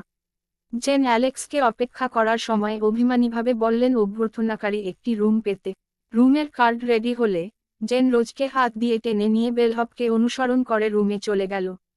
রোজ এর আগে কখনো কোনো ছেলের সাথে একই ঘরে থাকেনি, তাই সে খুব ঘাবড়ে গিয়েছিল এবং লাল হয়ে গিয়েছিল। কিন্তু তিনি এখনও তাকে অনুসরণ। সর্বোপরি, জেনের পরিবারের এত ক্ষমতা ছিল, তাই সে তাদের সম্পর্ক গড়ে তুলতে চেয়েছিল। জো আর সোরান তাদের ঘরে চলে গেল। আইএস লবিতে একমাত্র বাকি ছিল। আশেপাশের বোটেল কর্মীরা একে অপরকে ফিসফিস করতে শুরু করে। তাদের মধ্যে কেউ কেউ অনুভব করেছিল যে অ্যালেক্সকে খুব করুণ দেখাচ্ছিল, কারণ তাদের বন্ধুদের মধ্যে একমাত্র তিনিই ছিলেন যার কোন গার্লফ্রেন্ড নেই। তিনিও ওয়ান্ট রুমে থাকতেন। অন্যদিকে, লেক্স এই পজিশনগুলোকে পাত্তা দেয়নি। ফ্লে কেবল সেগুলিকে সত্য বলা উচিত কিনা তা নিয়ে ভাবছিল। যদি রোজ এবং জেন একসাথে রাত কাটায় তবে সে কি নিজেকে দোষ দেবে? সে ভেবেছিল। সাদা শার্ট, ধূমপানের প্যাকেট এবং কালো ট্রাউজার পরা একজন লম্বা লোক লবিতে প্রবেশ করল। লবিতে থাকা সমস্ত স্টাফ উঠে দাঁড়ালো, আগের চেয়ে আরও বেশি বিশ্রী দেখতে লাগলো এবং তাদের দৃষ্টি নিবন্ধ করল। মানুষটি, হ্যালো, ম্যানেজার। লোকটি যাওয়ার সাথে সাথে কর্মচারীরা মাথা নত করল। লোকটি তৃপ্তিতে মাথা নাড়ল। যখন তার দৃষ্টি অ্যালেক্সের দিকে নিবন্ধ হল, তখন তার অভিব্যক্তি আমূল বদলে গেল। তার স্বাভাবিকভাবে শিথিল অভিব্যক্তিটি তার প্রতি কর্মীদের অভিব্যক্তির মতোই শ্রদ্ধা এবং বিস্ময়ে পরিবর্তিত হয়েছিল। স্যার, আপনি এখানে কেন? লোকটি অ্যালেক্সকে একটি স্মিত হাসি দিয়ে বলল। থ্রো আউটডোয়ার্স, অ্যালেক্স তাকে স্বীকৃত হিসাবে বলেন। কেন স্টলবেশের ভোজসভায় তিনি এই লোকটিকে আগে দেখেছিলেন। তিনি আশা করেননি যে এই হোটেলটি তার নিজের পরিবার দ্বারা পরিচালিত হবে। ব্যাটার্ড, আমি থার্ড শাকিতুতিয়ানা গ্রহণ করতে সাহসী নই। আপনি কেবল আইসির সানকে কল করতে পারেন। সান উডসওয়ার্থ বালির অনুভূতি। অ্যালেক্স খুব অপ্রীতিকর ব্যক্তি ছিলেন, শেষ পর্যন্ত স্যামকে আনুষ্ঠানিকভাবে মিস্টার উডসওয়ার্থ বলে সম্বোধন করেছিলেন। মিস্টার অ্যাম্বনেস্টি, আপনি এখানে? স্যাম আকুন্ড বিক্রি হচ্ছে। ওহ, আমার সহপাঠীদের সাথে আড্ডা দিতে ফিনব্রেং। আমি আজ রাতে বিশ্ববিদ্যালয়ে যেতে চাই না। আমি এখানে তোমার সাথে থাকব, অ্যাডেস হাসতে হাসতে বলল। তাই ব্যাপারটা? স্যাম মাথা নাড়ল। তিনি তারপর রিসেপশনিস্টের দিকে ফিরে জিজ্ঞাসা করলেন, এই যুবক, আম্মুর রুম রেডি? এটা প্রস্তুত। ফ্রন্ট ডেস্ক গিরি সামান্য কাপা গলায় বলল। সে আশা করেনি যে তার সামনে তরুণ মুয়ান, যে একটি অবাস্তব সেট পরা, ঠান্ডা মেক ম্যানেজার। তার অ্যালেক্সের প্রতি উদাসীন ছিল। এই যুবকের তৃতীয় তলায় বালির সিঁড়ির পাশে বড় বিছানা রয়েছে। স্যাম স্যাল রাগ করে, পুরো হোটেলের সবচেয়ে বাজে রুমটা কি? এই হোটেলটা মিস্টার আন্দ্রের। মি অ্যাম্ব্রোসের এখানে আসাটা সম্মানের জন্য, কিন্তু আপনি ওকে রুমটা দিয়েছেন। থ্রো আউটওয়ার্ডস তাদের দোষারোপ করবেন না। আমার বন্ধু একটি রাউন্ডসুর। মি আলেস বলেন। তিনি শ্যারিস রাগান্বিত অভিব্যক্তির দিকে তাকান এবং বেশ চিন্তিত ছিল যে কর্মীদের জড়িত করা হবে। সব পরে, এটা তাদের দোষ ছিল না। স্যাম, স্যার আপনি খুব অকৃতজ্ঞ। স্যাম ক্ষিপ্ত হয়ে বলল। এটা কেমন ঘি? আপনি হোটেলের মোট সম্মানিত রুম। কোন দরকার নেই। আমি আজ রাতে ওই ঘরেই থাকব। চিন্তা করবেন না, আমি আপনার অনুভূতি বুঝতে পারছি। অ্যালেস সে স্যামের কাঁধে হাত দিয়ে বলল। যদি এটা আপনার জন্য কোন সমস্যা না হয়, স্যার। স্যাম সাস। যেহেতু অ্যালেক্স ইতিমধ্যে দুঃখিত ছিল, স্যাম তাকে অমান্য করার সাহস করেনি। ঠিক আছে, আপনি নিজেরাই ব্যস্ত হয়ে যেতে পারেন। এখন মাথা তুলুন, অ্যালেস বলল এবং তার ঘরের দিকে প্রাচীর দিয়ে গেল। ওয়াল্টারের চোখ অ্যালেক্সের প্রতি শ্রদ্ধায় ভরে উঠল। তারা সবাই তার জন্য তাদের উজ্জ্বল গাওয়া মুখগুলি বের করে এনেছিল, যা কিছুক্ষণের জন্য অ্যালেক্সকে অস্বস্তি বোধ করেছিল। তারপর তারা হালকাভাবে পাপ করে এবং তাদের কাজ চালিয়ে যায়। যে মুহূর্তে অ্যালেক্স ঘরে শুয়েছিল, কেউ একজন দামি রেড ওয়াইন এবং স্ন্যাক্স ভর্তি ডাইনিং কার্টে ঠেলে দিল। তারপর চ্যান্ডিং স্টাফরা হাজির, তার ঘরের ভিতরে এবং বাইরে পরিষ্কার করতে চায়। ওয়েলুসের বাদ দেওয়া এই গেমটি অ্যালেসের সাথে চ্যাট করতে চেয়েছিল, কিন্তু লেস প্রত্যাখ্যান করেছিল। সেই স্যাম, অ্যালেক্স তিক্তভাবে হাসতে হাসতে ভাবলেন এবং সবকিছু শেষ হয়ে যাওয়ার পরে দীর্ঘশ্বাস ফেললেন। অ্যান্ড ডেট তার ঘড়িতে 1 ঘন্টার বেশি হয়ে গেছে যখন সে হোটেলে উঠল। অ্যালেক্স রোজকে সত্যিটা বলা উচিত কিনা তা নিয়েই চিন্তা করছিল, কিন্তু এখন অনেক দেরি হয়ে গেছে। যদি যে নোয়া আজ রাতে রোজের সাথে ঘুমানোর পরিকল্পনা করে, তবে তাদের দুজন ইতিমধ্যেই স্মুচাং হয়ে যাবে। শাগ, এটা লেট। বোস হয়তো এটা বিশ্বাস করবেন না যদিও আমি তাকে এটা বন্ধ করেছিলাম। এমনকি সে আমাকে নির্লজ্জ বলে ঠাট্টাও করতে পারে এবং তার কাছ থেকে বিজ্ঞাপন নেওয়ার চেষ্টা করতে পারে, সে ভেবেছিল। তার প্রতি রোজকাটের সম্পর্কে চিন্তা, আলেস তার অনুশোচনা অনুভূতি তিনি সেরা বিজ্ঞাপন কার্ড এই চোখ রাখা। হাথরে বাইরে থাকতে থাকতেই আদ্রেক পড়তে যাচ্ছিল। প্রথমে দরজাটা ধাক্কা দেওয়ার মতো শোনালো, এবং তারপরে পায়ের পদধ্বনি শোনা গেল। হলওয়েতে হারিয়ে গেছে। রোজের এক্সটায়ার শরীরটি একটি সাদা চাদরে মোড়ানো ছিল। তার তুষার সাদা কাঁধ এবং তার দুটি পাতলা পা উন্মুক্ত ছিল এবং সে কোন জুতা পরতে চায় না, জেনের দিকে ক্রোধে তাকিয়েছিল, যে তার পিছনে তাড়া করেছিল। রই, চট করে ফিরে এসো, তুমি কেমন পোশাক পরেছ তা দেখো। অন্য পুরুষদের তোমাকে দেখতে দিও না। প্রায় একই পরিমাণে পোশাক পরা ছিল যা শুধুমাত্র একজোড়া লাল আন্ডারওয়্যারে ছিল, এবং তার গোলাকার কোমরের চারপাশের চর্বি হামফো জেনকে কিছুটা কাঁপছিল। আপনি অনেক দূরে, আপনার পরিবার জেনের দিকে তাকাতে সাহায্য করেনি ঠান্ডাস। কি হারান, আপনি এটা ওয়াও। এটা যদি আমার পরিবারের হেলি চান, এটাকে হতে পারে। আমাকে বলুন একটি ডানজন শ্রদ্ধেয় হাসলেন। তিনি ইতিমধ্যেই শালীনতা অনুভব করছেন। তুমি এখনো ভান করছো কেন? রিশা ফোনটা হাতের মুঠোয় নাড়ালো। আমার বাবাই অ্যানকে ফোন করেছিলেন। আজ রাতে কেউই তোর বাবাকে চুদতে গেল না এবং তাকে এই বিষয়ে জিজ্ঞাসা করল। তোর বাবা নিজে এমন বালি করে যে সাহায্য করেছিল তাকে সে শোয়ান না। এতক্ষণ আমার সাথে মিথ্যে কথা বলছে। ওরা দুজন হোটেল রুমে ঢুকতেই জেন রোজকে নিয়ে কৌশল খেলতে শুরু করে। তেওয়াল তাকে বিছানায় ঢোকানোর জন্য প্রচুর ফুলের আশ্চর্য বাইসে শেষ পর্যন্ত ঢুকে পড়ল। সব পরে, এটা শুধু সময়ের ব্যাপার। একটি ঝর্ণা টাইলডিং পরে, তিনি উপর শুয়ে। বিছানা জেন ইতিমধ্যে নগ্ন এবং সিনিকবেডিং বিবস্ত্র, ফাট প্রাস্ট। সেই মুহূর্তে রোজের বাবা ডাকলেন। তাইকোশ উঠে ফোন তুলে নিল এবং এমন কিছু খবর পেল যা সে আশা করবে না। জেনকে দেখে, যে কিনা তার দিকে অপলক দৃষ্টিতে তাকিয়েছিল, কোষ অত্যন্ত বিরক্তিকর বোধ করেছিল, তাই সে হতবাক হয়ে রুম থেকে বেরিয়ে গেল। তোমার বাবা আমার বাবা জাহেকে সানহাউন্ড করতে দেখেছেন, তিনি পার্টি কার্ডটি ছেড়ে গেছেন। আরামপ্রদ। তিনি এবং তারা ম্যাগল থেকে মাত্র 1 ধাপ দূরে ছিলেন, কিন্তু তখন তার বাবার কষ্ট হয়েছিল এই পোস্টটি তাকে টিজ করছিল। গোলাপ, আমার কাছে এসো। যদিও জেন কেবল তাকে শান্ত করতে চেয়েছিল এবং তাকে বিছানায় শুইয়ে দিতে চেয়েছিল। সে তার হাত ধরে যারা অ্যাটিডের কাছে চলে গেল। আমাকে স্পর্শ করবেন না, আপনি নির্ণয় করছেন। রোজ যখন জেনের দিকে তাকালেন, তখন তিনি কেবল তার কদর্যতা দেখেছিলেন। যখন তিনি তার দিকে তাকালেন, তখন তার সাথে শারীরিক সম্পর্ক করার চিন্তায় তিনি নাসিব এবং বিরক্তিকর অনুভব করেছিলেন। বাইন জানিকের ফনা নিয়ে এত জোরে ছুঁড়ে মারল যে সে ভুলবশত ঈগলের মূর্তিটিকে আঘাত করল। একটি দুর্ঘটনায় ঈগল মূর্তিটি মাটিতে টুকরো টুকরো হয়ে যায়। পায়ের পাতার মোজা বিশেষ ক্ষতি সম্পর্কে যত্নশীল বলে মনে হচ্ছে না। সে তখনও জেনের সাথে ঝগড়া করছিল, যে তার সামনে দাঁড়িয়েছিল। এই মূর্তিটা কে ভেঙেছে? টালি মাপের একজন মাঝবয়সী লোক ওসার হেঁটে ফ্লোভের ভাঙ্গা টুকরোগুলোর দিকে রাগান্বিত ও দুঃখের ভঙ্গিতে তাকালো। ব্যবস্থাপক উডসওয়ার্থ বলেছেন যে হোটেলের কর্মীরা যারা অস্বস্তিতে ঝাঁপিয়ে পড়েছিল তারা তাদের মাথা নিচু করে জড়ো হয়েছিল। আমি এই বোস বর্তমানে ফ্যামুন ছিল, তাই তিনি অবিলম্বে স্বীকার করেছেন যে তিনি মূর্তি ভেঙ্গে। ঠিক আছে, একজন সৎ যুবতী হওয়ার জন্য আপনাকে ধন্যবাদ। যেহেতু আপনি এটি স্বীকার করেছেন, দয়া করে ক্ষতিপূরণ দিন। আমাদের হোটেল স্যাম দুঃখ প্রকাশ করে বলল। আমি তোমাকে ক্ষতিপূরণ দেব কিনা তা ঠিক না করা পর্যন্ত। এটা দেখুন, এটা শুধু একটি মূর্তি না। গম্ভীরভাবে রোজ সময় রিতর্টের। আপনি ঠিক বলেছেন, মিস। একটি মূর্তি, স্যাম হেসে বলল, তবে দয়া করে এখনই অর্থ প্রদান করুন।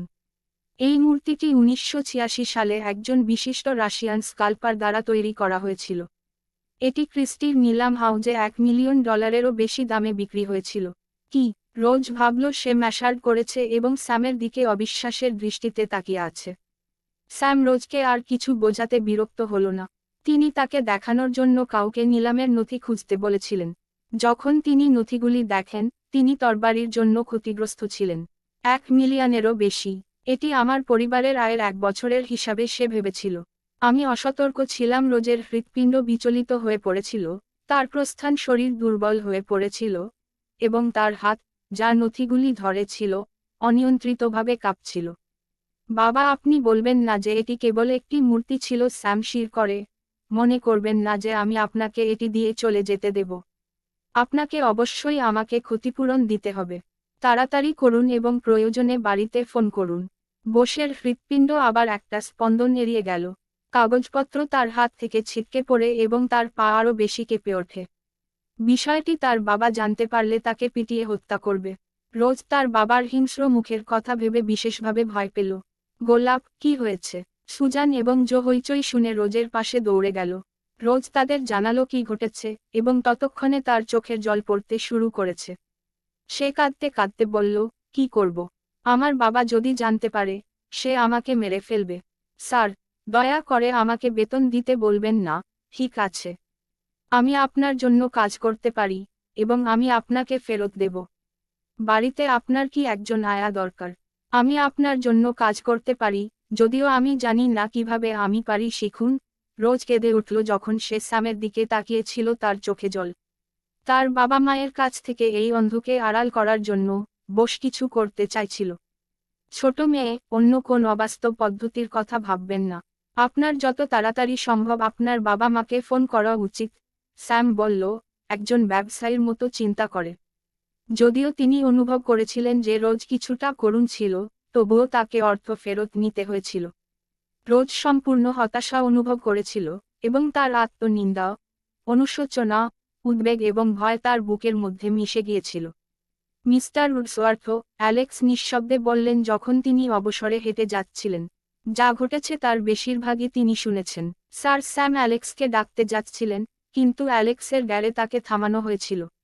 মিস্টার উডসওয়ার্থ, আমি তৃতীয় এই মূর্তিটি ভালো সময়ে পড়েছিল। অ্যালেক্স স্যামের দিকে তাকালো এবং অজ্ঞান হয়ে বিক্রি করল। হাসি। যে মুহূর্তে অ্যালেক্স একথা বলল, আশেপাশের সবাই অবাক হয়ে গেল। কেউ $1 মিলিয়ন বেশি মূল্যের একটি মূর্তি ভেঙে দিয়েছে। এবং আপনি যে ভালো ছিল মনে করেন, তা ছিল না। মারধরের জন্য জিজ্ঞাসা করা ব্যক্তি। তারা নিজেদের চিন্তা। আপনি তাই মনে করেন? আমি আপনার মতামত পেতে পারি? স্যাম আদর করে বলল। তার মন সন্দেহে ভরে গেল। মিস্টার অ্যাম্ব্রোস ঠিক কি বোঝাতে চেয়েছিলেন? আমাকে জিজ্ঞেস করি, এই হোটেলে কি অনেক আমেরিকান বা ইউরোপীয়দের থাকার ব্যবস্থা আছে? অ্যালেক্স জিজ্ঞেস করল। অবশ্যই, তারা আমাদের প্রধান অতিথি। স্যাম কিছুক্ষণ চিন্তা করার পরে বলল। সুতরাং, পৃষ্ঠপোষক আমেরিকান এবং ইউরোপীয়, তবুও হোটেলটি রাশিয়ান কিনতে প্রচুর অর্থ ব্যয় করেছে। ভাস্কর্য এবং গেস্ট রুম দ্বারা প্রদর্শনের জন্য এটি আছে। আপনি কি জানেন, এই মুহূর্তে, যে আমাদের দেশ এবং এর অ্যালেস রাশিয়ার সঙ্গে মতভেদ আছে? মানুষ যদি জানতো তোমার এই দামি ভাস্কর্য আছে। তারা হোটেল বয়কট করতে পারে। যদি এই খবরে থাকতো, তাহলে আপনার হোটেলের লোকসান বেশি হবে। 1 মিলিয়নেরও বেশি। এই কারণেই আমি বলেছিলাম যে এই পরিস্থিতিটি একটি ভালো সময়ে ঘটেছে, অ্যালেস তার সাথে যুক্তি করেছিলেন। যখন অন্যদের দাঁড়িয়ে অ্যালেসের উজ্জ্বল ধারণা, তারা হেসে সাহায্য করতে পারে না। এই ধরনের গল্প, এমনকি একটি 3 বছরের বাচ্চাকেও লুল করবে না, কিন্তু সে ম্যানেজার উডসওয়ার্থকে ঠকাতে চেয়েছিল। রোজ বুদ্ধিমান অ্যালেক্স যখন তার জন্য দাঁড়িয়েছিলেন, তখন তিনি কিছুটা স্পর্শ করেছিলেন। সে ভেতরে ভেতরে ভীষণ হাসল। সে ছিল তার সাহায্যের জন্য কৃতজ্ঞ, কিন্তু এটা এত নির্বোধ শোনাচ্ছে। তিনি একজন বোকা ছিলেন যিনি বুঝতে পারেননি কি ছিল যাচ্ছে। ওহ, এই যুবকটি ঠিক। আমি ভাবছিলাম না। স্যাম তার দিকে সম্মানের হাসি দিয়ে বলল। অন্য সবাই যা আশা করে তার বিপরীত। তারা ভেবেছিল যে অ্যালেক্সকে একটি রসিকতা করা হবে।